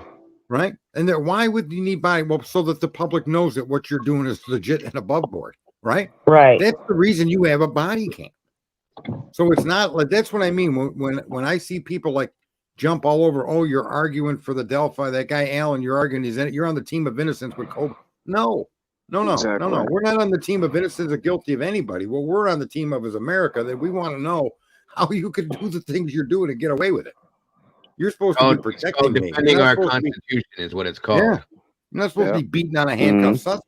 You're not supposed to be doing what you're doing in the Koberger case. We're American people. Or that have send been them to a raised- prison. Yeah, right. We're American Unbelievable. people that have been taught all of these things as we've grown up in this country, and we sit here and watch these things happen that we were told is wrong. Yeah. And Well, to in be turn, honest, at one point in time, nobody's everybody was defending it. cavemen trying to build fires with no Right. rules, none of this shit. All this is made Mhm. up. To be Well, honest I with think you. that and that's this why we cop get that up I here just and read say what about we should have say. been. Who agrees that cop should have been fired for doing what he did with hitting that Absolutely. woman, right? Oh yeah, 100%. At least Absolutely. fired. At least. Okay. Yeah, there's no If Well, doubt. not should never fired, if done. not fired, then demoted to like an evidence room Desk duty, stop. exactly. You keep Well, the maybe the inventory. community from where he lives should have all band together and done some sort of protest outside Put of him out City there. agree. Put Hall him and out said, there we're in not the going to take garage this that shit. I agree. keep paying him as a 100%. police officer, but put him in the car garage where Yeah. the cars get fixed and have the guy work on cars. But Why the guy didn't should no they- longer be a patrol officer or interacting with the public. Why Well, didn't they do what Salty just said? Why didn't the community band together and go, hey, this Yeah. ain't cool. We don't want Mhm. him doing this anymore. You Yeah, know what I like mean? they're doing in Massachusetts, where that is the biggest corruption I've ever seen in any Right, case well, that I've witnessed. That's a Karen Reed. topic I brought Hey, up a Diego. long time ago, Dago. Remember when I said we could do something about this? Yes. Yes, And I with the do. modern technology, with the ability to communicate instantly with people from all over the globe, there's no reason everybody in the crime community can't start emailing. You ain't got to live in North Carolina to tell that county you need to fire that guy, Right. right? Because that's where this happened. Well, We if thousands of us sent in letters to North Carolina, even to their newspaper, to their editorial, how come this man isn't fired? yeah. And I Right. listen, We I'm could make all a about difference. I'm all about this. My biological father was a police officer. My grandfather was a police officer chief. My uncle is, well, he's part-time now, but still police. He's a deputy sheriff. Okay. The thing is, I believe wholeheartedly in the theory that one bad apple can spoil the whole bunch in people's eyes, not for fact. Okay. Like everybody thinks because you got one bad cop on the force that the whole department's bad. No, That's I not don't how that think that. works. You know, Drunk Turkey did a show. I'm just using this as an example. Great show. And we know that Daniel is an ex-police officer. Okay. He did a show about, a police officer that was driving through, I think it was in New York. Don't quote me, but anyway, and there was a pedestrian walking across the crosswalk. This police officer was responding to a call as an EMS worker because he was an EMT as well, and he was chirping his siren at intersections with his lights going. Well, a lot of people use these when they're walking. They have their phones going, things like that. A lady got hit. He was going 70 miles an hour, which is way above, because it's a national standard that, and this is me knowing this from being firefighter EMS, that you're only allowed to go 15 miles an hour for any emergency in the nation over the speed limit. And some people, do a little bit more or whatever. But anyway, he hit this woman.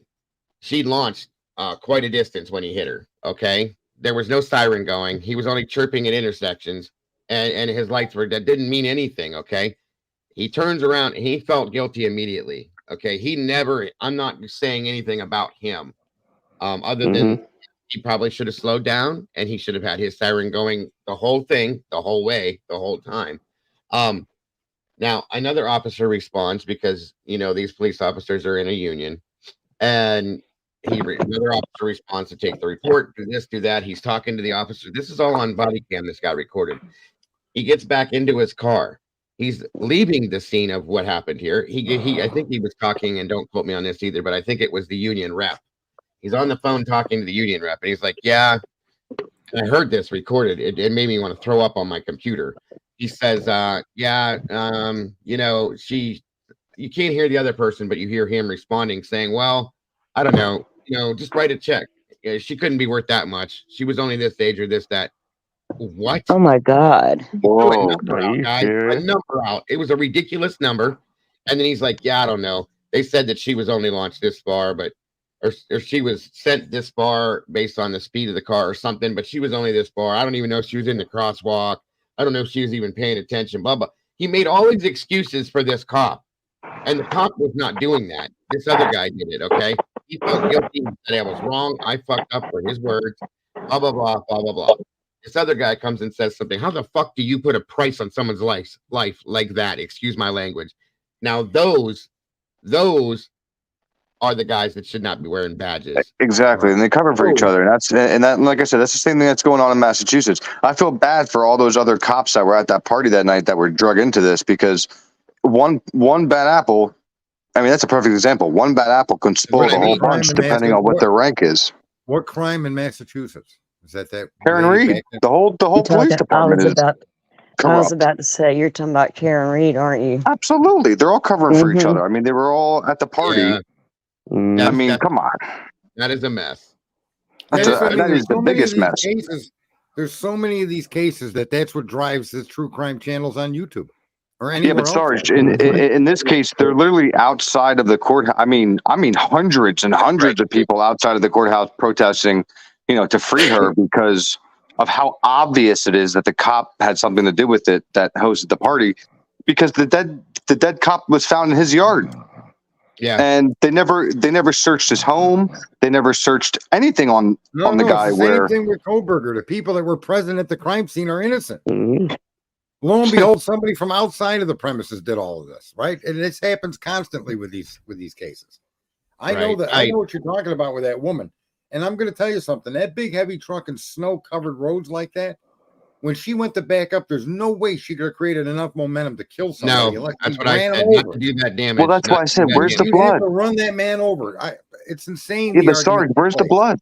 If she ran him over and he has cuts in his arm, right, and they're claiming that he has whatever, he must have died somehow and it's bloody.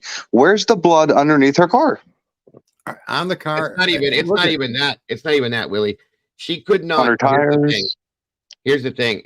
If she's backing up, first of all, it's icy and snowy out. She can't. No, I get what you're saying. Yeah, hit him hard enough to cause that damage to him. He had 2 black eyes. He had those lacerations on his arm, which looked to me like they were dog bites. I'm sorry. Yep, exactly.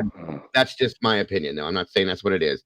But again, that whole thing is an absolute disaster as far as I'm concerned. And there's to find out that the dog was given away or sold, and then to find out that the basement floor was replaced, and then they sold the house. All of that kind of stuff. And how long to die in cold? Yeah, I know, right? That's what I'm like. That's bad. That's somebody really was in bad. here. Somebody was in here as a subscriber that told me, that lives in that area, said that it's scary to her because all the police in that whole area, all of them, it doesn't matter which department, whether it's state police, local police, county, they all stick together. They're all working together in that sense to help in something. It's brother in arms type thing. You know what I mean? And that's just the way it is. So I understand that. But when it comes down to right and wrong, you got to have a conscience somewhere to be able to say, hey, this is what that's what I mean. But if that guy's rank was lower, he'd be in jail. Well, in my opinion. It's possible. I don't know, but that because listen, there's no way 10 or 8, however many cops left that party that night and didn't see the body laying in the yard. I'm sorry. I agree. They're cops for Christ's sake. That's what when some of these organizations or groups yell systemic corruption, that's exactly what they're saying. Sometimes a good guy doesn't say something because he's concerned that the bad guys will retribute against him. This Well, good yeah. guy is a police officer. That's So what not it's Well, you all can these see the guys- intimidation. not You can all of see them the are bad by intimidation in the any courtroom. measure. I think there's a lot of good-hearted, honest guys that are doing their job. But I think there's enough people that do things according to rules that have been established for decades. You are the Yep. law. Yeah. And it's that group that over intimidates and keeps some of the good people from actually coming forward with anything. Just like, for instance, you Mhm. brought Just up, like brought up Delphi. Casey Anthony a little while ago. It's Okay. institutional almost, you know. It is. It's systemic. It's institutional corruption. It's institutionalized, and these guys Where's buy Sandiego? into it. Clue. Right? Look when the other cops stood by with that guy put his knee on the back of that black dude's neck behind the car. Did it for 10 minutes. Oh, These other Captain. cops didn't have Please the sense to cracking me pull up. him up. I So, know. I know. That After Captain. she's the through the police script. do some things that you got to really ask yourself, what goes through their head that think it's okay to do what they're doing? That's why you would arrest somebody. So why are you doing it? You guys brought up Casey Mhm. Anthony a little bit ago. Here's a perfect story for this. Casey Anthony's father is from here. They're from here. They came from where I'm at right now. He Yep. worked with my uncle on Trumbull County Sheriff's Department. Okay, they worked together, and he was an asshole here. He was an asshole cop. He was a shitty cop. Okay, he's one of those shortcut, cut corners, mess with the prostitutes type cops, if you know what I'm talking about. Okay, and he retires and he goes to Florida. Okay, but now we look at what happened in her case, and he got brought into this. That is the type of stuff that makes you go, okay, then. And there's multiple cops that are officers, sheriff's deputies that were on that department that are amazing deputies. But this one guy, will make people look at all of them in a funky way, if you know what I'm saying. Okay. Mhm. Excuse me. Well, So back then it was easy to corrupt the Department of Money. Like Frank Lucas had 3/4 of the police department in his pocket. yeah, You know, they could do whatever you wanted. But too, I think a lot of the corruption isn't overt corruption by somebody committing a crime. I think a lot of it's just a nod, nod of the head, and they let someone off they shouldn't, or they turn someone into a informant that probably shouldn't be. They do a lot of sneaky fucking things that just don't add up Right. sometimes. And that's where the corruption is. It's these little things. They speed when they're not supposed to, like Dago's example, 75 miles an hour, and then they want to minimize what they did. And other cops should be stepping in to arrest the guy. Right? power play. Yeah. But Power play. I mean, that's They what have they're that there power, for. they can abuse it. Yeah. Right. So you got one cop Here's beating the on a difference, woman. though, Sarge. That officer, he knew he screwed up. He said it on his body cam. I fucked up. It's my fault. I did this. He's crying. Yeah. The guy felt bad. He killed somebody because of his own negligence, and he owned it. Okay, he owned it. This other guy shows up and it's like, no, we'll handle this. Right, that's basically, what is what it was. Yeah, because they don't want their police department to look bad. Right. Right. Well, it's all bullshit, and that's where that And union there's an thing came example of in a and all good guy that. and a bad guy in the same color uniform. That's exactly Yep. right. You look they look the other way at some things, some things get swept under the rug.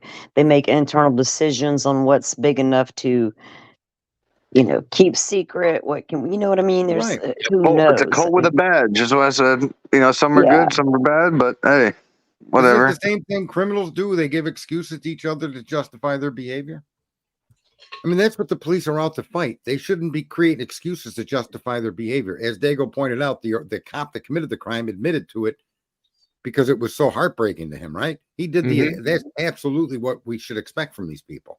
But the He's scary the part guy is that if a held up. cop comes out, but if a good cop comes out against a bad cop, like if somebody comes out in the Karen Reed case that's a cop and, says something did happen to that house, how that cop's going to be treated after he leaves wherever he, Becomes the whatever enemy. building. Becomes Oh the my enemy. He would God. have to go into protection. I mean, there's That's what I no way. mean. And that's sad. It's very sad that Yeah. our system He will be has gotten to sought that point. after immediately. That's fact. Right. Right. And Absolutely. it makes us. You want to hear something else? That's kind of this I think is criminal, but it shows somehow the inbred stupidity of it all. I live in a town where salt is a big part of our winter season on these roads. Okay. Yeah. And in our area, if they budget a $10 million amount of salt and don't use it all, they won't get the same 10 million next year. Now, the stupidity in that is obvious. If you only used 5 million of the salt this year, you only need 5 million next year to hit your 10 million quota. But that's not how they view it. Their view is If they don't burn up this $10 million, they're not going to get 10 million more, which is just plain ignorance. That happens all Right? over the place. Damn, That I happens. They do this. didn't know that. I didn't think of that. Oh And yeah, it now happens here, here. but this kind of ignorance permeates so many of the institutions in our government. Like a prosecutor sees himself as a scorekeeper on how many people he can put away. He's supposed to seek justice, but he's not.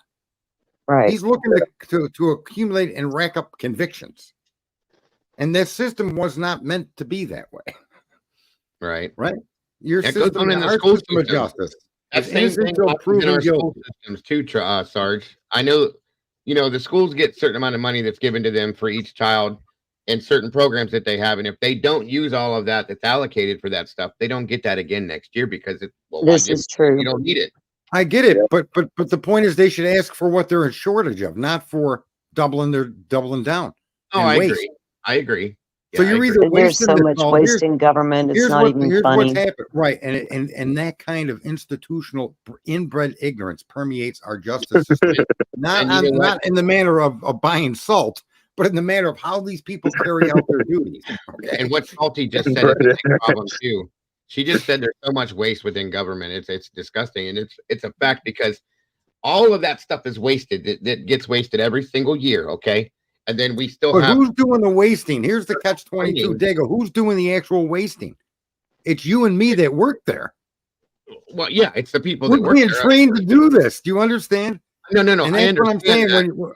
The point that I'm making though is with all the waste that goes on, we still have these programs that are government programs that are lacking to help other people with Exactly. things like they couldn't put that Right. back into it, you know? Yeah. While we do that and fund wars. But Yeah, I wanted to point that out as an example for how institutional corruption permeates through a system.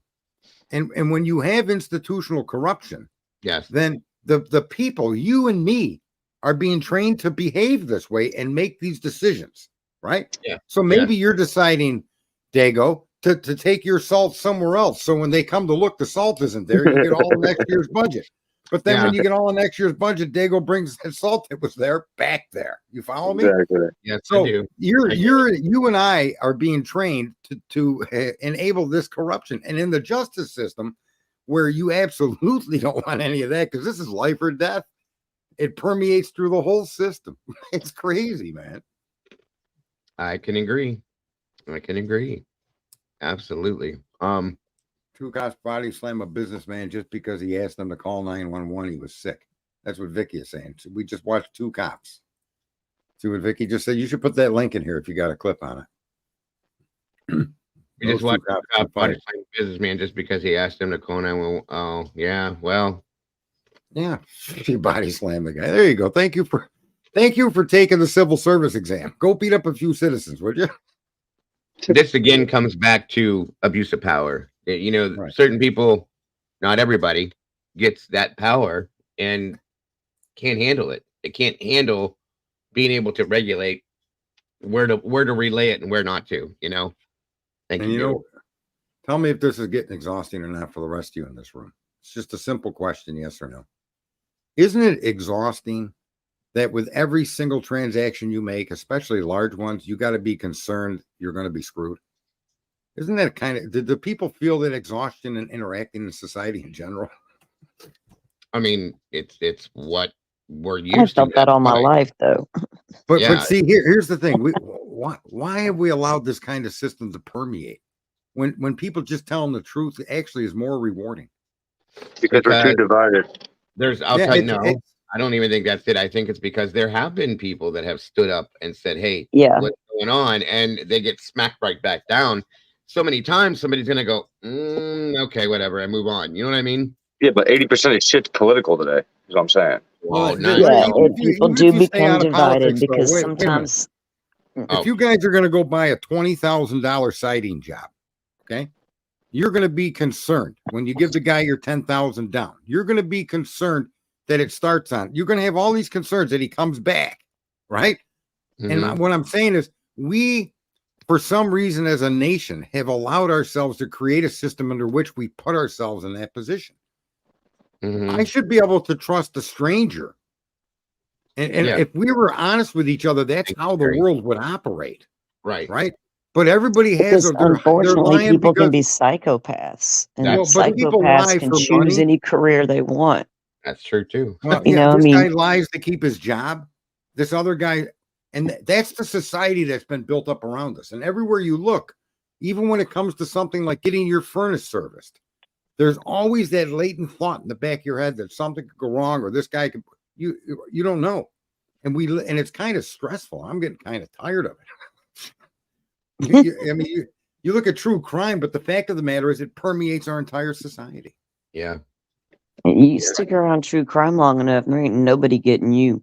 Because you gonna have your eye on everybody, and my grandbaby knows to watch out for everybody. He ate. Yeah. Yes. That's bad. And he ain't leaving you his DNA either.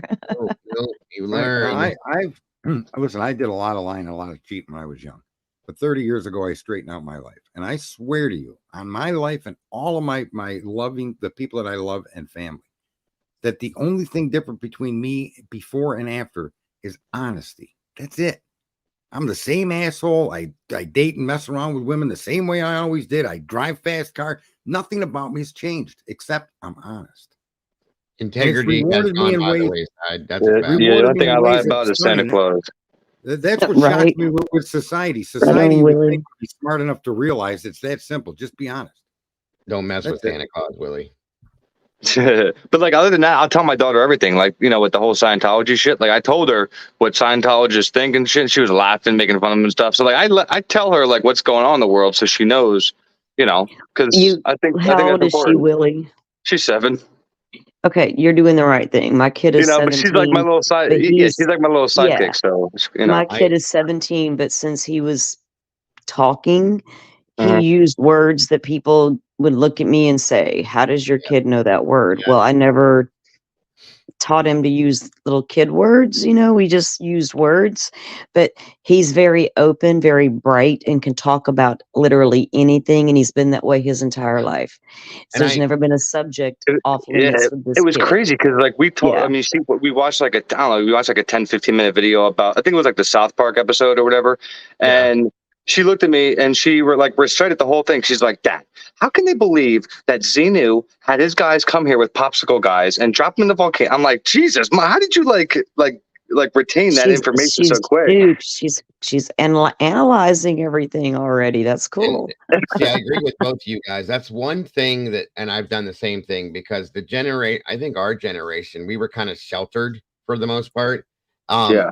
And because of that, we came into some things in a naive aspect. I've never sheltered, even Caden, who has his own different issues and may not understand certain things. I make sure that he does, because that's why these kids are not going to be, if we teach them as they're young and show them, listen, I know this is hard to deal with. I know it's hard to believe, but this is a fact. You got to understand this. You got to know this. You need to know how to handle these things as you get older. And that's where a lot of problems happen with like certain generations. You teach them tools my mom was very open and honest. Yeah. I had that kind of relationship, and I'm that way with my kids. But the kids today, I have little grandkids, and I'm like, no. We talk to them. They're capable of understanding a lot if you just talk to them, and explain. Don't shelter and coddle to the point to where they're afraid to do anything, No. but don't tell them so much about the world you take their innocence and scare them to death either. But when your child, gauge your child. It's not every kid can have the conversations that I'm talking about to Willie about having with his daughter. Because I've got 4 kids, right? My first 3, I call them, were literally the first 3. They're in their 30s. And then I got my 17-year-old. He's different, but he was different. He knew things he should never have known at his age. He was able to have conversations with me that blew me away, but I pretended they didn't. So I didn't want him to think, and he's always been in the advanced classes. We don't make a huge deal about it. But I encourage it, but he's just an open little thinker. Even about some of my crime cases, I'll be in the car reviewing, some of the videos that people drop or whatever, or alive, and he's over there riding around, and I'm thinking he's got his earbuds in, not listening, and he'll look over and comment. He's got his own theory about Dylan Mortensen, you guys.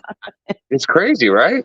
My Right. granddaughter, it's funny you said that. My granddaughter, she's 7. You guys have seen, some of you guys have seen Juniper. She'll come through here. And the one day she come over, she usually comes over by on Thursdays when we have her on the weekends. She came in and I'm sitting back here doing this. And we were talking about Idaho. And she walked through the back door looking for my wife outside. She comes back through. She was heading to the living room. She goes, "Hi, Papa. By the way," she goes, "is Brian still in jail?" And I went, "What?" She goes, I can't remember what she called it. His last name, it was cute. She tried. She was like, I think she called him Brian Snowburger or something like that. Snowburger, I think. I was like, "Oh, yes, honey, he's in jail." She goes, "Papa, I don't know. I just don't know." And I said, "You don't know what?" She goes, I don't know." She goes, I think that he did it. And I said, "Oh, we're going to have that debate between you and me now?" Oh, God. You know what I mean? And she You've was been like, listening to me, Dago. I'm sorry. everything she listens to. And I'm like, I looked at my son. I'm like, "How does she know this?" And he was like, she hears everything you do. Everything you do, she's listening. They listen Sorry to about that. everything we talk about. It's all right, buddy. Yeah, So they I was do. just like, "Oh my God, that's hilarious." So That's too really cute. hilarious. Yeah, but she says, I think she did it. And I know that she doesn't quite understand everything about Of it. course. But Yeah. still, the fact that she's even engaging when that just blew my mind. So She's put her own little thought in it, you know? yeah, that's what I Because mean. yeah. Because she's heard all the things then and she's got her own little way of thinking. So that's Yes, cool. She's a yes, little free thinker. I like that. absolutely. She's amazing. I love her to death. Yeah. I just thought that was cute with you guys talking about that stuff. I thought it fit right in there.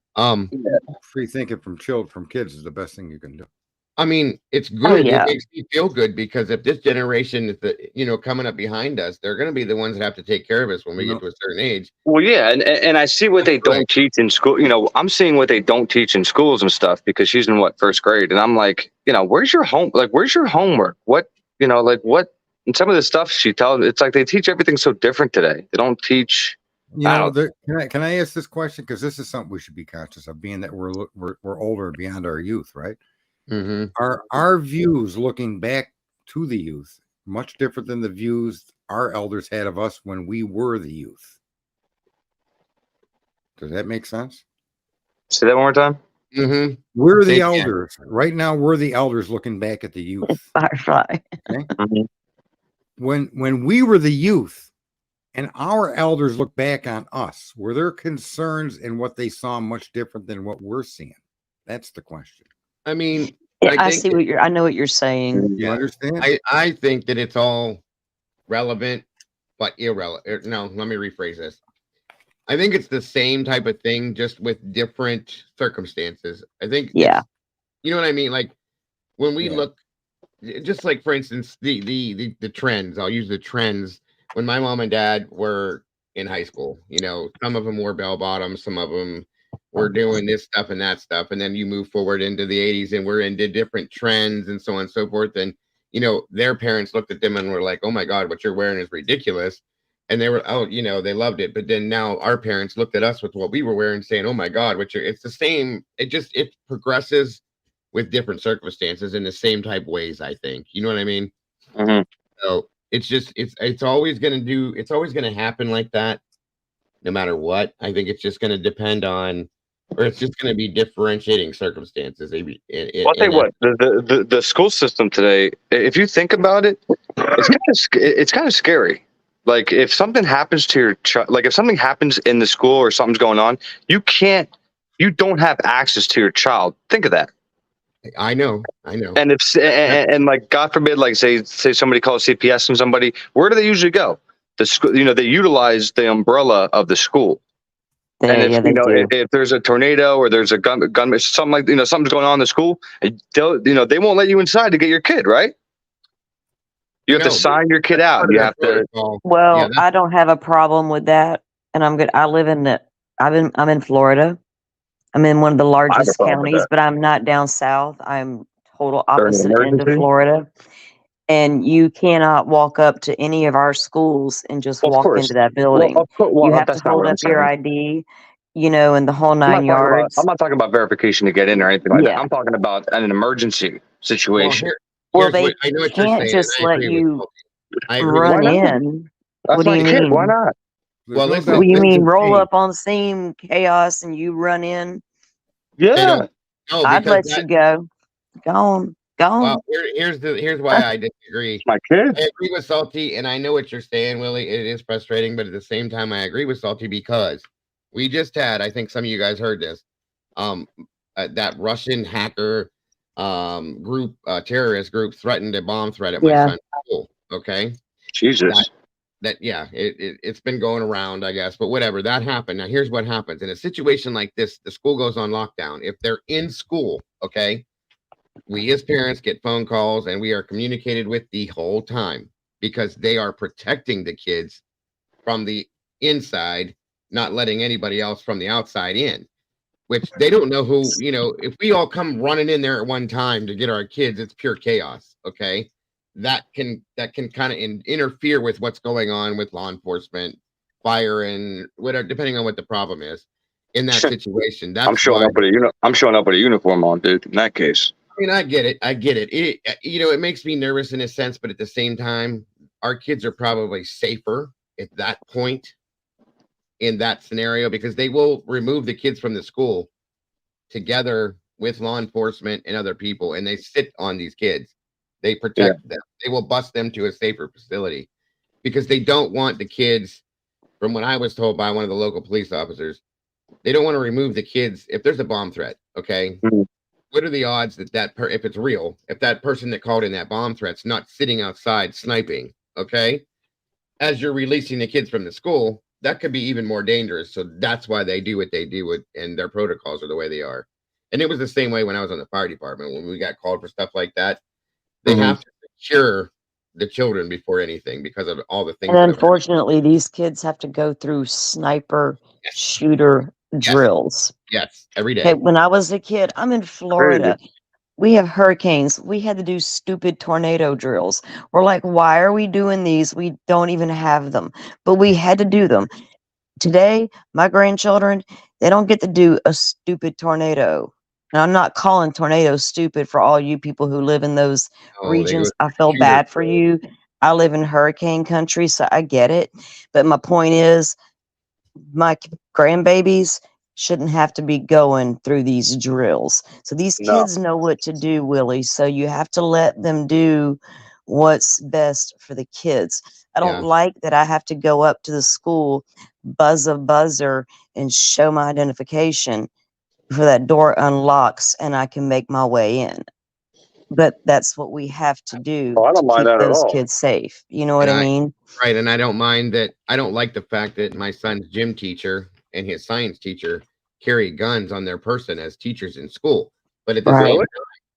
at the same time, I do like the fact that I have a little bit of peace of mind knowing that they're armed to be able to protect my son when he's in school if something See, were to I'd be okay with that. happen. Like There's just if I changes met that the, come you know, about. The changes in Yeah, room. but you know when you But the got change is a going back. young If you go back to what I was saying earlier, that's the societal breakdown that we suffer from, Right, right? right. And we're, and that's just tragic because it need not be, exactly. It's very sad. right? It's very sad. But at this point in time, as much as I don't like that, is what I'm saying, and it's as needed. sad as it is, it still gives me peace of mind knowing that my child is safe at that point. You know what I mean? Yeah, It's So that's sad that all we got right now. right, and you have to just take it for what it is and run with the punches Yep. because Shouldn't even be a debate. it's a We scary got world. other things to debate. Remember that keeping them safe. And if that's the only way we can do it is locking the schools down and I got to show ID, then hell, I'm down. Absolutely, absolutely. Especially now. It's not where I live right now, but the city I grew up in. Ohio is really bad for trafficking and has been for a while. Human trafficking, child trafficking. Okay. Yep. They had to put in what the hell is it called? Like a body scanner in the high school because for one, we know weaponry and stuff like that. They have multiple guards there because and they had this whole new system they put in after it's probably about 10 years after I got out of school. About how when we were kids you had to have your parents fill out the emergency card, you take it back to school. Yeah. okay, well, they've gone from that to like 10 times more stuff than that to get into a school to take a child out of there, because people were literally going in saying, I'm such and such's grandfather, having that information somehow and taking that child in. They've never seen that child again. You see what I'm saying? Jesus. So it's sadly, the world has become what it is, and none of us like it. No. And there are some inconveniences now because of it, but at the same time, those inconveniences are keeping our children safe. So I'm all about it. Yeah. Yeah, no, I mean, you have to be, because that's just the world we live in, right? That's the tragedy that's changed over We time. have to adapt, right? I mean, we can only It wasn't change like so that. much. It's all about adapting. I Yeah. don't know. Tell me there's a gunman in the I'm going in there and shooting them, but that's just me. I get it. I get it. Trying to follow. Oh yeah. Ohio is really bad with that thing for some reason. I don't know why. It's this state, but it's horrible. One of a girl I went to school with, her daughter was taken, trafficked, and murdered by somebody we went to school with together. Another guy. Jesus. Damn. She knew. It's insane. It's just there's a lot of it going on now. A whole lot. It's part of life, you know. Well, a lot of your drug busts are being connected to trafficking of children. Yeah, because unfortunately, a lot of the women are not even women anymore. The young girls, young men are in the sex industry or Yeah. runaways to begin with. That's It's a fact. very rare Well, there's- that a woman is kidnapped out of the mall parking lot and taken into trafficking. Right. We have a local girl that's been missing for 10 years, and I've talked with some people, and the trafficking aspect was looked at in her case. It was looked into pretty hard, actually, and she just didn't fit the profile, even at 25 years old. That was too old, and Right. her lifestyle had nothing to do with anything that would connect her to people. That, you know what I mean? So it had to have been a total random thing. And the person who told me all this works on a task force for trafficking, and Yeah. she just she doesn't fit the profile, period. And I learned a lot from her about the trafficking industry. It's what, basically it, and about where the girls come from, where the kids come from, and it's really sad. It And is. there is a lot of it that goes so unreported. Was it Cincinnati, if I'm not mistaken, Dago, that has all the missing kids? And if you look into it, they're Cleveland. not all Cleveland. classified as missing because they're Yeah. runaways. They're labeled as this or that, Well, but there's a um, ton of them. it's Cleveland, and Cleveland. 360,000 missing Blue. children in America every year. Cleveland police are they're Most of it comes blaming it from on illegal immigrants. Yeah. they're blaming it on runaway, that the kids are runaways. And I did a show late one night when somebody dropped some info to me about, because this is literally 25 minutes for me, about 30 missing children within a 14-day period of time, Yeah. right down the road from me. And I'm like, wait, what?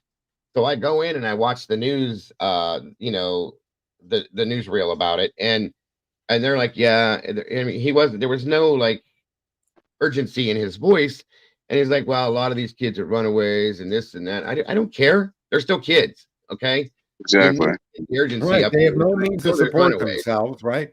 These kids don't have a career they're going out to find when they're running away at a young age. But Right. regardless of how you classify them, you need to put an effort into find them. Right? Oh yeah, Mhm. yeah. I mean, it's scary, and I don't care, runaway, no runaway. The fact is that it is happening, and they're being sold into or taken into a trafficking When you situation. have that many kids isolated to one area, that is a huge red flag. And, That I've looked into some of the cases with a friend of mine, and he, there we want to put together a story on it and get it out there. I mean, because you never know where these kids might turn up, where you might see them, and it's just the more that can get out there about how these traffickers operate, that alone will help go so far. Yeah, it'd be Right. nice. It'd be nice if a president asked for $100 billion to fight child trafficking rather than funding wars Thank you. overseas, wouldn't it? Thank you. Well, yeah, We're not going to get into that, but but we're I'm just not. saying. I'm just saying. We have all these Yeah. problems here, you know. Yeah, the problems are incalculable and they just keep mounting. now this is Yeah, from man, I'm old, so this country has had a lot of internal domestic problems for many years. Don't even get me started on the number of children in America starving right now. Exactly. And In veterans homeless. America, as Yeah. I sit here all warm and cozy in my bed, chilling with my friends with a full stomach, there's a little child out there hungry, possibly being beaten or neglected. Yep. I can't stand it, but it is what it is. So there's a lot of things that could be done right here yes, in our ma'am. own country. So Priorities. yeah, we don't need to go there because I'll get started. Y'all don't, please. Damn it, Willie.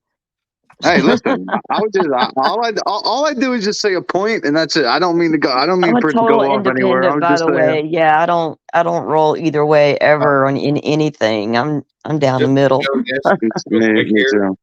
This was back in May, and I'll be Yeah. okay. This is more than tripled since May. Okay, that was 30 kids missing in 14 days. Wow. Do the math.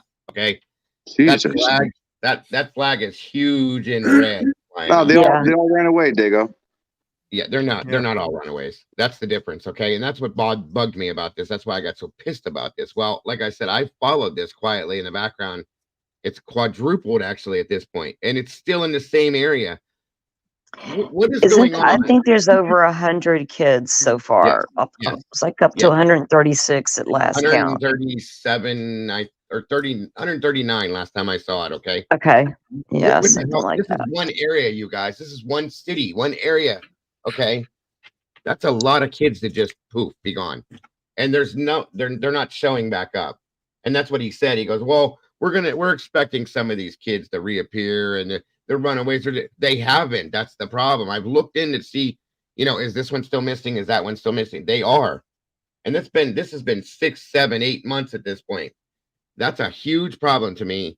What the hell is going on and what is being done to try to prevent this? Obviously nothing. That's a problem. So Yeah. it just drives me insane. Drives me absolutely insane. And like she said, and I'm not going to go into it, so I'm just going to leave that go. Move on. But yeah, you bringing this up is like bringing what you brought up for her. This lights me on fire. Literally. Yeah. I mean, well, it's a lot of kids, and it makes you wonder, why this area, who's in this area, what all is really, because I've tried to look into it a little bit, but there were so many cases popping off. There's a lot of the BTK newer stuff was coming out around this time, and I was really looking into that a lot as well. So I need to get back to the Cincinnati story again, but I got a little bit on it, but not a lot. So. It's scary because these are kids, guys. They're not us. They're not adults that can kind of, in some senses, fend for themselves, defend themselves. These are kids, and this is our future. And if they don't exist anymore, where's our future? Like, well, that's even more chaotic than that is the fact that if you go to some of these news places, they're talking about socialites, Taylor Swift, this guy, that guy. I don't care what these people are doing. Like this idea, all those kids missing that area, 30 of them. That should be a reminder across the nation on any news channel that's there or any written news. These issues are just not being discussed, and these things are falling through the cracks. You got kids missing all over the place. Just another failure of the system that tends to buy salt it doesn't need. It started with the salt. You can't convince me otherwise. It all started with salt. Right. Okay. This has been upgraded like dramatically. Northern Ohio, northeast to northern Ohio, which is where I'm at, Cleveland, Cincinnati, all these places, right? 1,000 kids that are missing just this year alone. Jesus. 1,000 children missing in this state, just the top half of our state, over a 12-month period of time. 1,000. So 3 a day. It's absolutely unbelievably insane to me. And I'll tell you right now, it scares the dog shit out of me. I have grandkids. I have 6 grandkids. Okay. I live in this state, in this region, guys. It scares the shit out of me. So, I mean, it's a fact. There it is, right there. Wow. And I you know, again, you catch this stuff that's New York Post. So there's but really, how big are they? What about all the other publications? And then there's It's all never over any the place. follow-up articles on it. So it doesn't become an issue because the statement is made, look at the big headline, and then tomorrow they go on to an earthquake in Venezuela or something. Absolutely. Absolutely. Right? Yep. These kids get forgotten.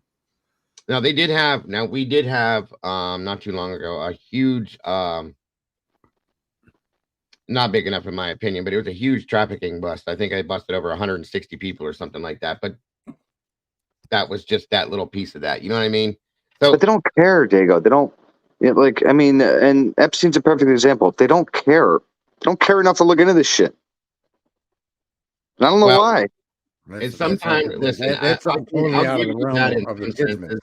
I'll give you that in That's some different by senses, far. Willie, but honestly, I've read some things and the resources that aren't available for this.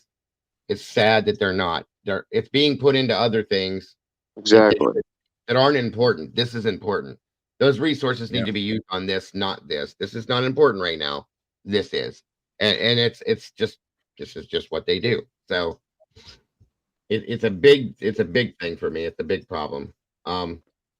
This I is see a huge what I difference do in my between these spare missing time. children and Epstein. And Epstein, I don't believe that they don't have an idea who messed with those Of kids. course they do. They certainly have know the that. chick in jail that knows Oh. everything. They just don't want So to. let me finish, you know. please. Let me finish.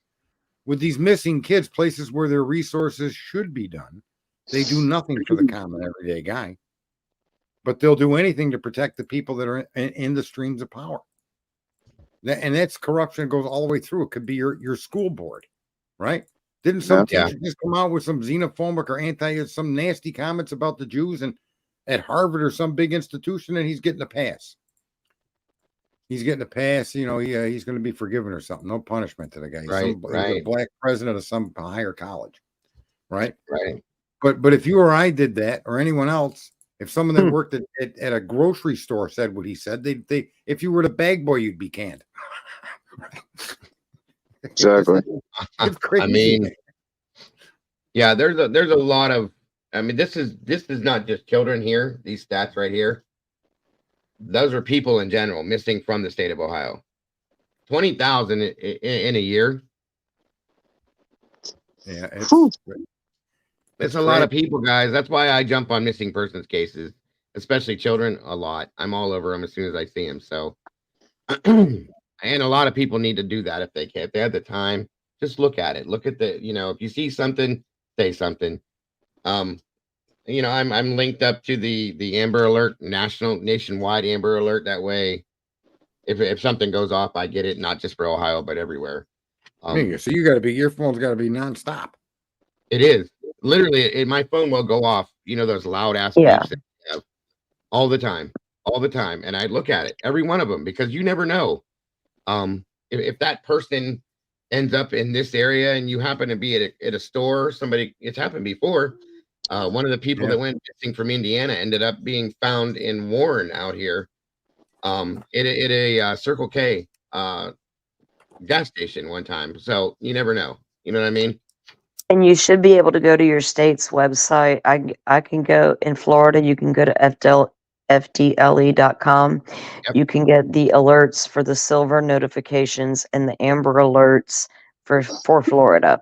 And but you get your the ones that come across your phone, but you can sign up for others as well, and you can get those alerts to your phone as well. Because I get those. So there's a lot of different things you can do. Amber alerts should go out a lot sooner than they do. Yeah, I agree. Look, Charlotte Senna was taken within minutes. Mm-hmm. She literally rode the bike 3 times around the camping loop. The 4th time she went alone and never came back. Yep. It should have took her 15 minutes max. That fast, that man snatched her, put her in a car, and drove away out of the campground with her. I mean, That was pretty quick for no one to see. And people were like, oh, that couldn't have happened. How did that happen so fast? Nobody saw a thing. No, It takes yeah, one. it happened because that's exactly what happened. And then they find her, finally found her, thank God. But things That's can happen so fast, that is. and You're we right. got information about her pretty quickly, but it could have been a little quicker, Mhm. and I think her case is a good example of how fast information did come because of Twitter alone. Even we were able to get pictures out, really fast. That's not what got her found in the end, but it's still a really good tool, and we can all use our platforms and our voices if we do it right. Yes, ma'am. You I can agree. have an impact by the way you do things, it's not by so much what you're saying, you know. Um, we just need to remember that, and especially these missing kids, we can just like get it out there and get it out there, Yeah. and repeat it, into the different audiences, and just We have all try to these get them channels. found. Yeah, we have all these channels out here, guys. We do what we do, and we're all kind of linked together in some form or fashion, a little bit. You know what I mean? Not every one of us, but most of us, as far as like communities go. A lot of people follow a lot of the same channels. It takes just a few minutes to talk about this, guys. And I know there's other cases people want to talk about, but it takes literally a few minutes to throw one of these in here and say, hey, look, this is who this is. This is where she's from or he's from. This is what happened. Open your eyes, pay attention. And it doesn't hurt to do that. I do it all the time. So, it's really scary and it's really sad. And this is stuff that I lose sleep over, you guys. I literally lose sleep over these kids. I do. Yeah, imagine if we get networks to put up a little corner of the screen, 30 seconds every time they open a show and play those pictures with names underneath them. That would be amazing. That It would would be be amazing. incredible, wouldn't it? And it would cost them nothing. Their newscaster could sit there organizing their papers for the first 30 seconds. Or give me the way to do it, and I'll do it. I'll do it Correct. every time I go live. I don't because care. generally we will react. America's not in a negative way. We'll band together and do what we got to do. And because that's what we do when we need to do it. That's why I say that. You know what I mean? We will do what we have to do to protect our own. The last missing persons case that Dago and I talked about, and he shared, we talked about that, like, doing yes, streams about, for dedicated to the missing, like a series yeah, of just about missing persons, and I'm all about that. Every bit of it.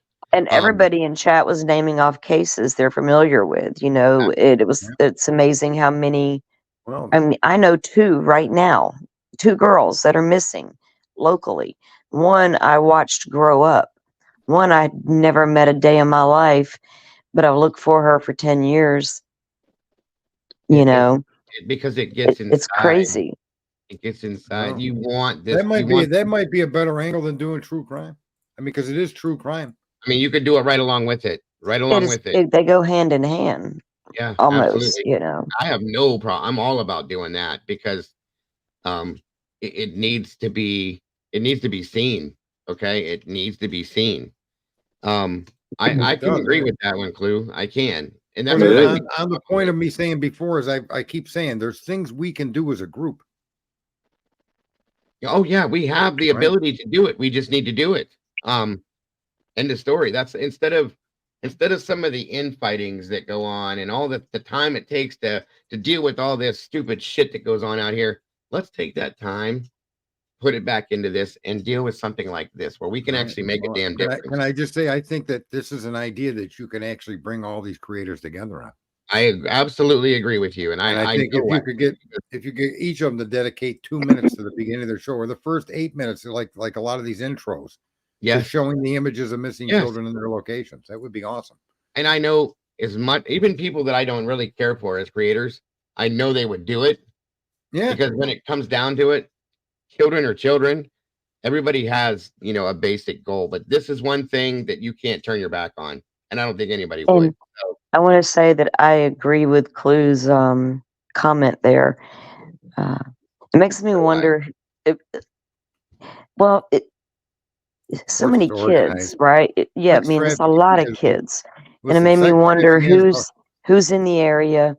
Like, I need some local news. Yeah. Like, Dago, you need to DM me and send me the local news affiliates down there because do. I got some digging I need to do. Clue, Yes, get ma'am. busy, girl. Look at I'm telling you the guys, I biggest know industry in the world, the biggest gross dollar industry is sex trafficking, not Yeah. prostitution. Not counting. We're not counting prostitutes on the corner. No. Where these people You are wanna know sold into something, though? sex slavery. This These kids isn't are always. taken and they get sold around the world. That It's not generates more all. revenue than any business on earth. The sad thing is it's not It's all just sad. sex trafficking. It's also they're taking these kids and using them as they're working them in manufacturing plants and running them in slave yards and stuff like that to do things. It's disgusting. It's absolutely disgusting. It makes me sick. And so, yeah, I mean, I think that if we all kind of came together and took just a little bit of a time of every day, we could put something together and make something happen with this, guys. I really do. So, Yeah. Yeah. you want info? I'll do the best I can to get what I can get and send it that directions. I'm always making flyers and trying to post the flyers on the community tab and on the channel for the, missing cases that I come across. I'm always on Twitter looking at stuff too there. There, Crystal Rogers is a case that I've been following for years and years. Right. And she Yeah. went missing and they still haven't found Crystal, but recently they finally arrested, her ex-boyfriend and two more people, and one worked for him and one was the son of the guy that worked for him. But anyway, that case is really starting to, but they still haven't found Crystal. But Right. yeah, now there's 3 men arrested in connection to her death, but we don't know where she's at. But it's just like one of those missing cases that you follow, and then finally there's some arrest or some movement. And Crystal's case is crazy because for the first year she was gone, her dad, I think she was 35, she had 4 kids, she was divorced, but she had got a new boyfriend and they had a baby. But she goes missing and everything, but the first year her father really kept her story out there and did his own investigation. He compiled what they called the box, and Tommy was his name, and Tommy kept everything with Crystal's case in that box. And law enforcement say it is a treasure trove of evidence. I don't know what all's in it. I wish I knew. But anyway, Tommy was killed a year later after Crystal on his own property, shot while hunting. The persons they just arrested, one of them is tied to that death.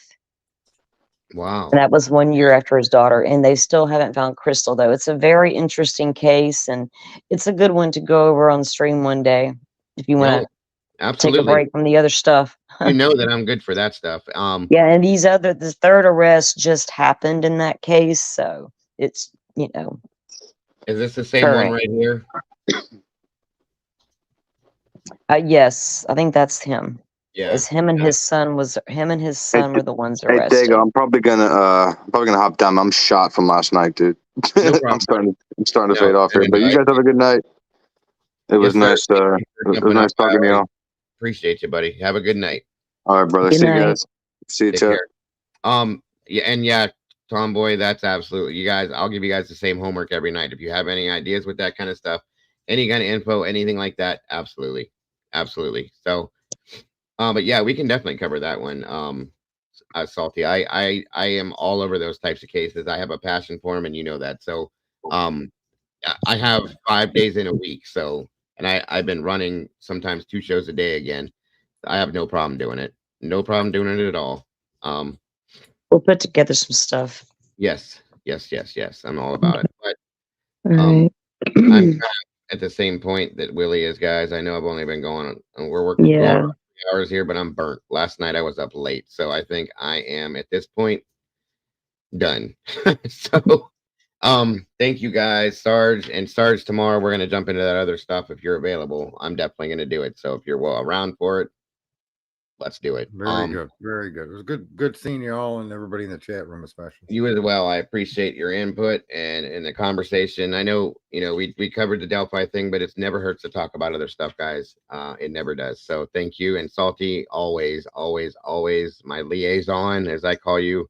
I couldn't do this Delphi stuff without you. So thank you so very much. Oh, you're welcome. And I'll be listening to you and Sarge tomorrow on this Idaho thing you got going on there. Yes, ma'am. Get some sleep. And I will. I'm tired. You guys have a good night. Good night, chat.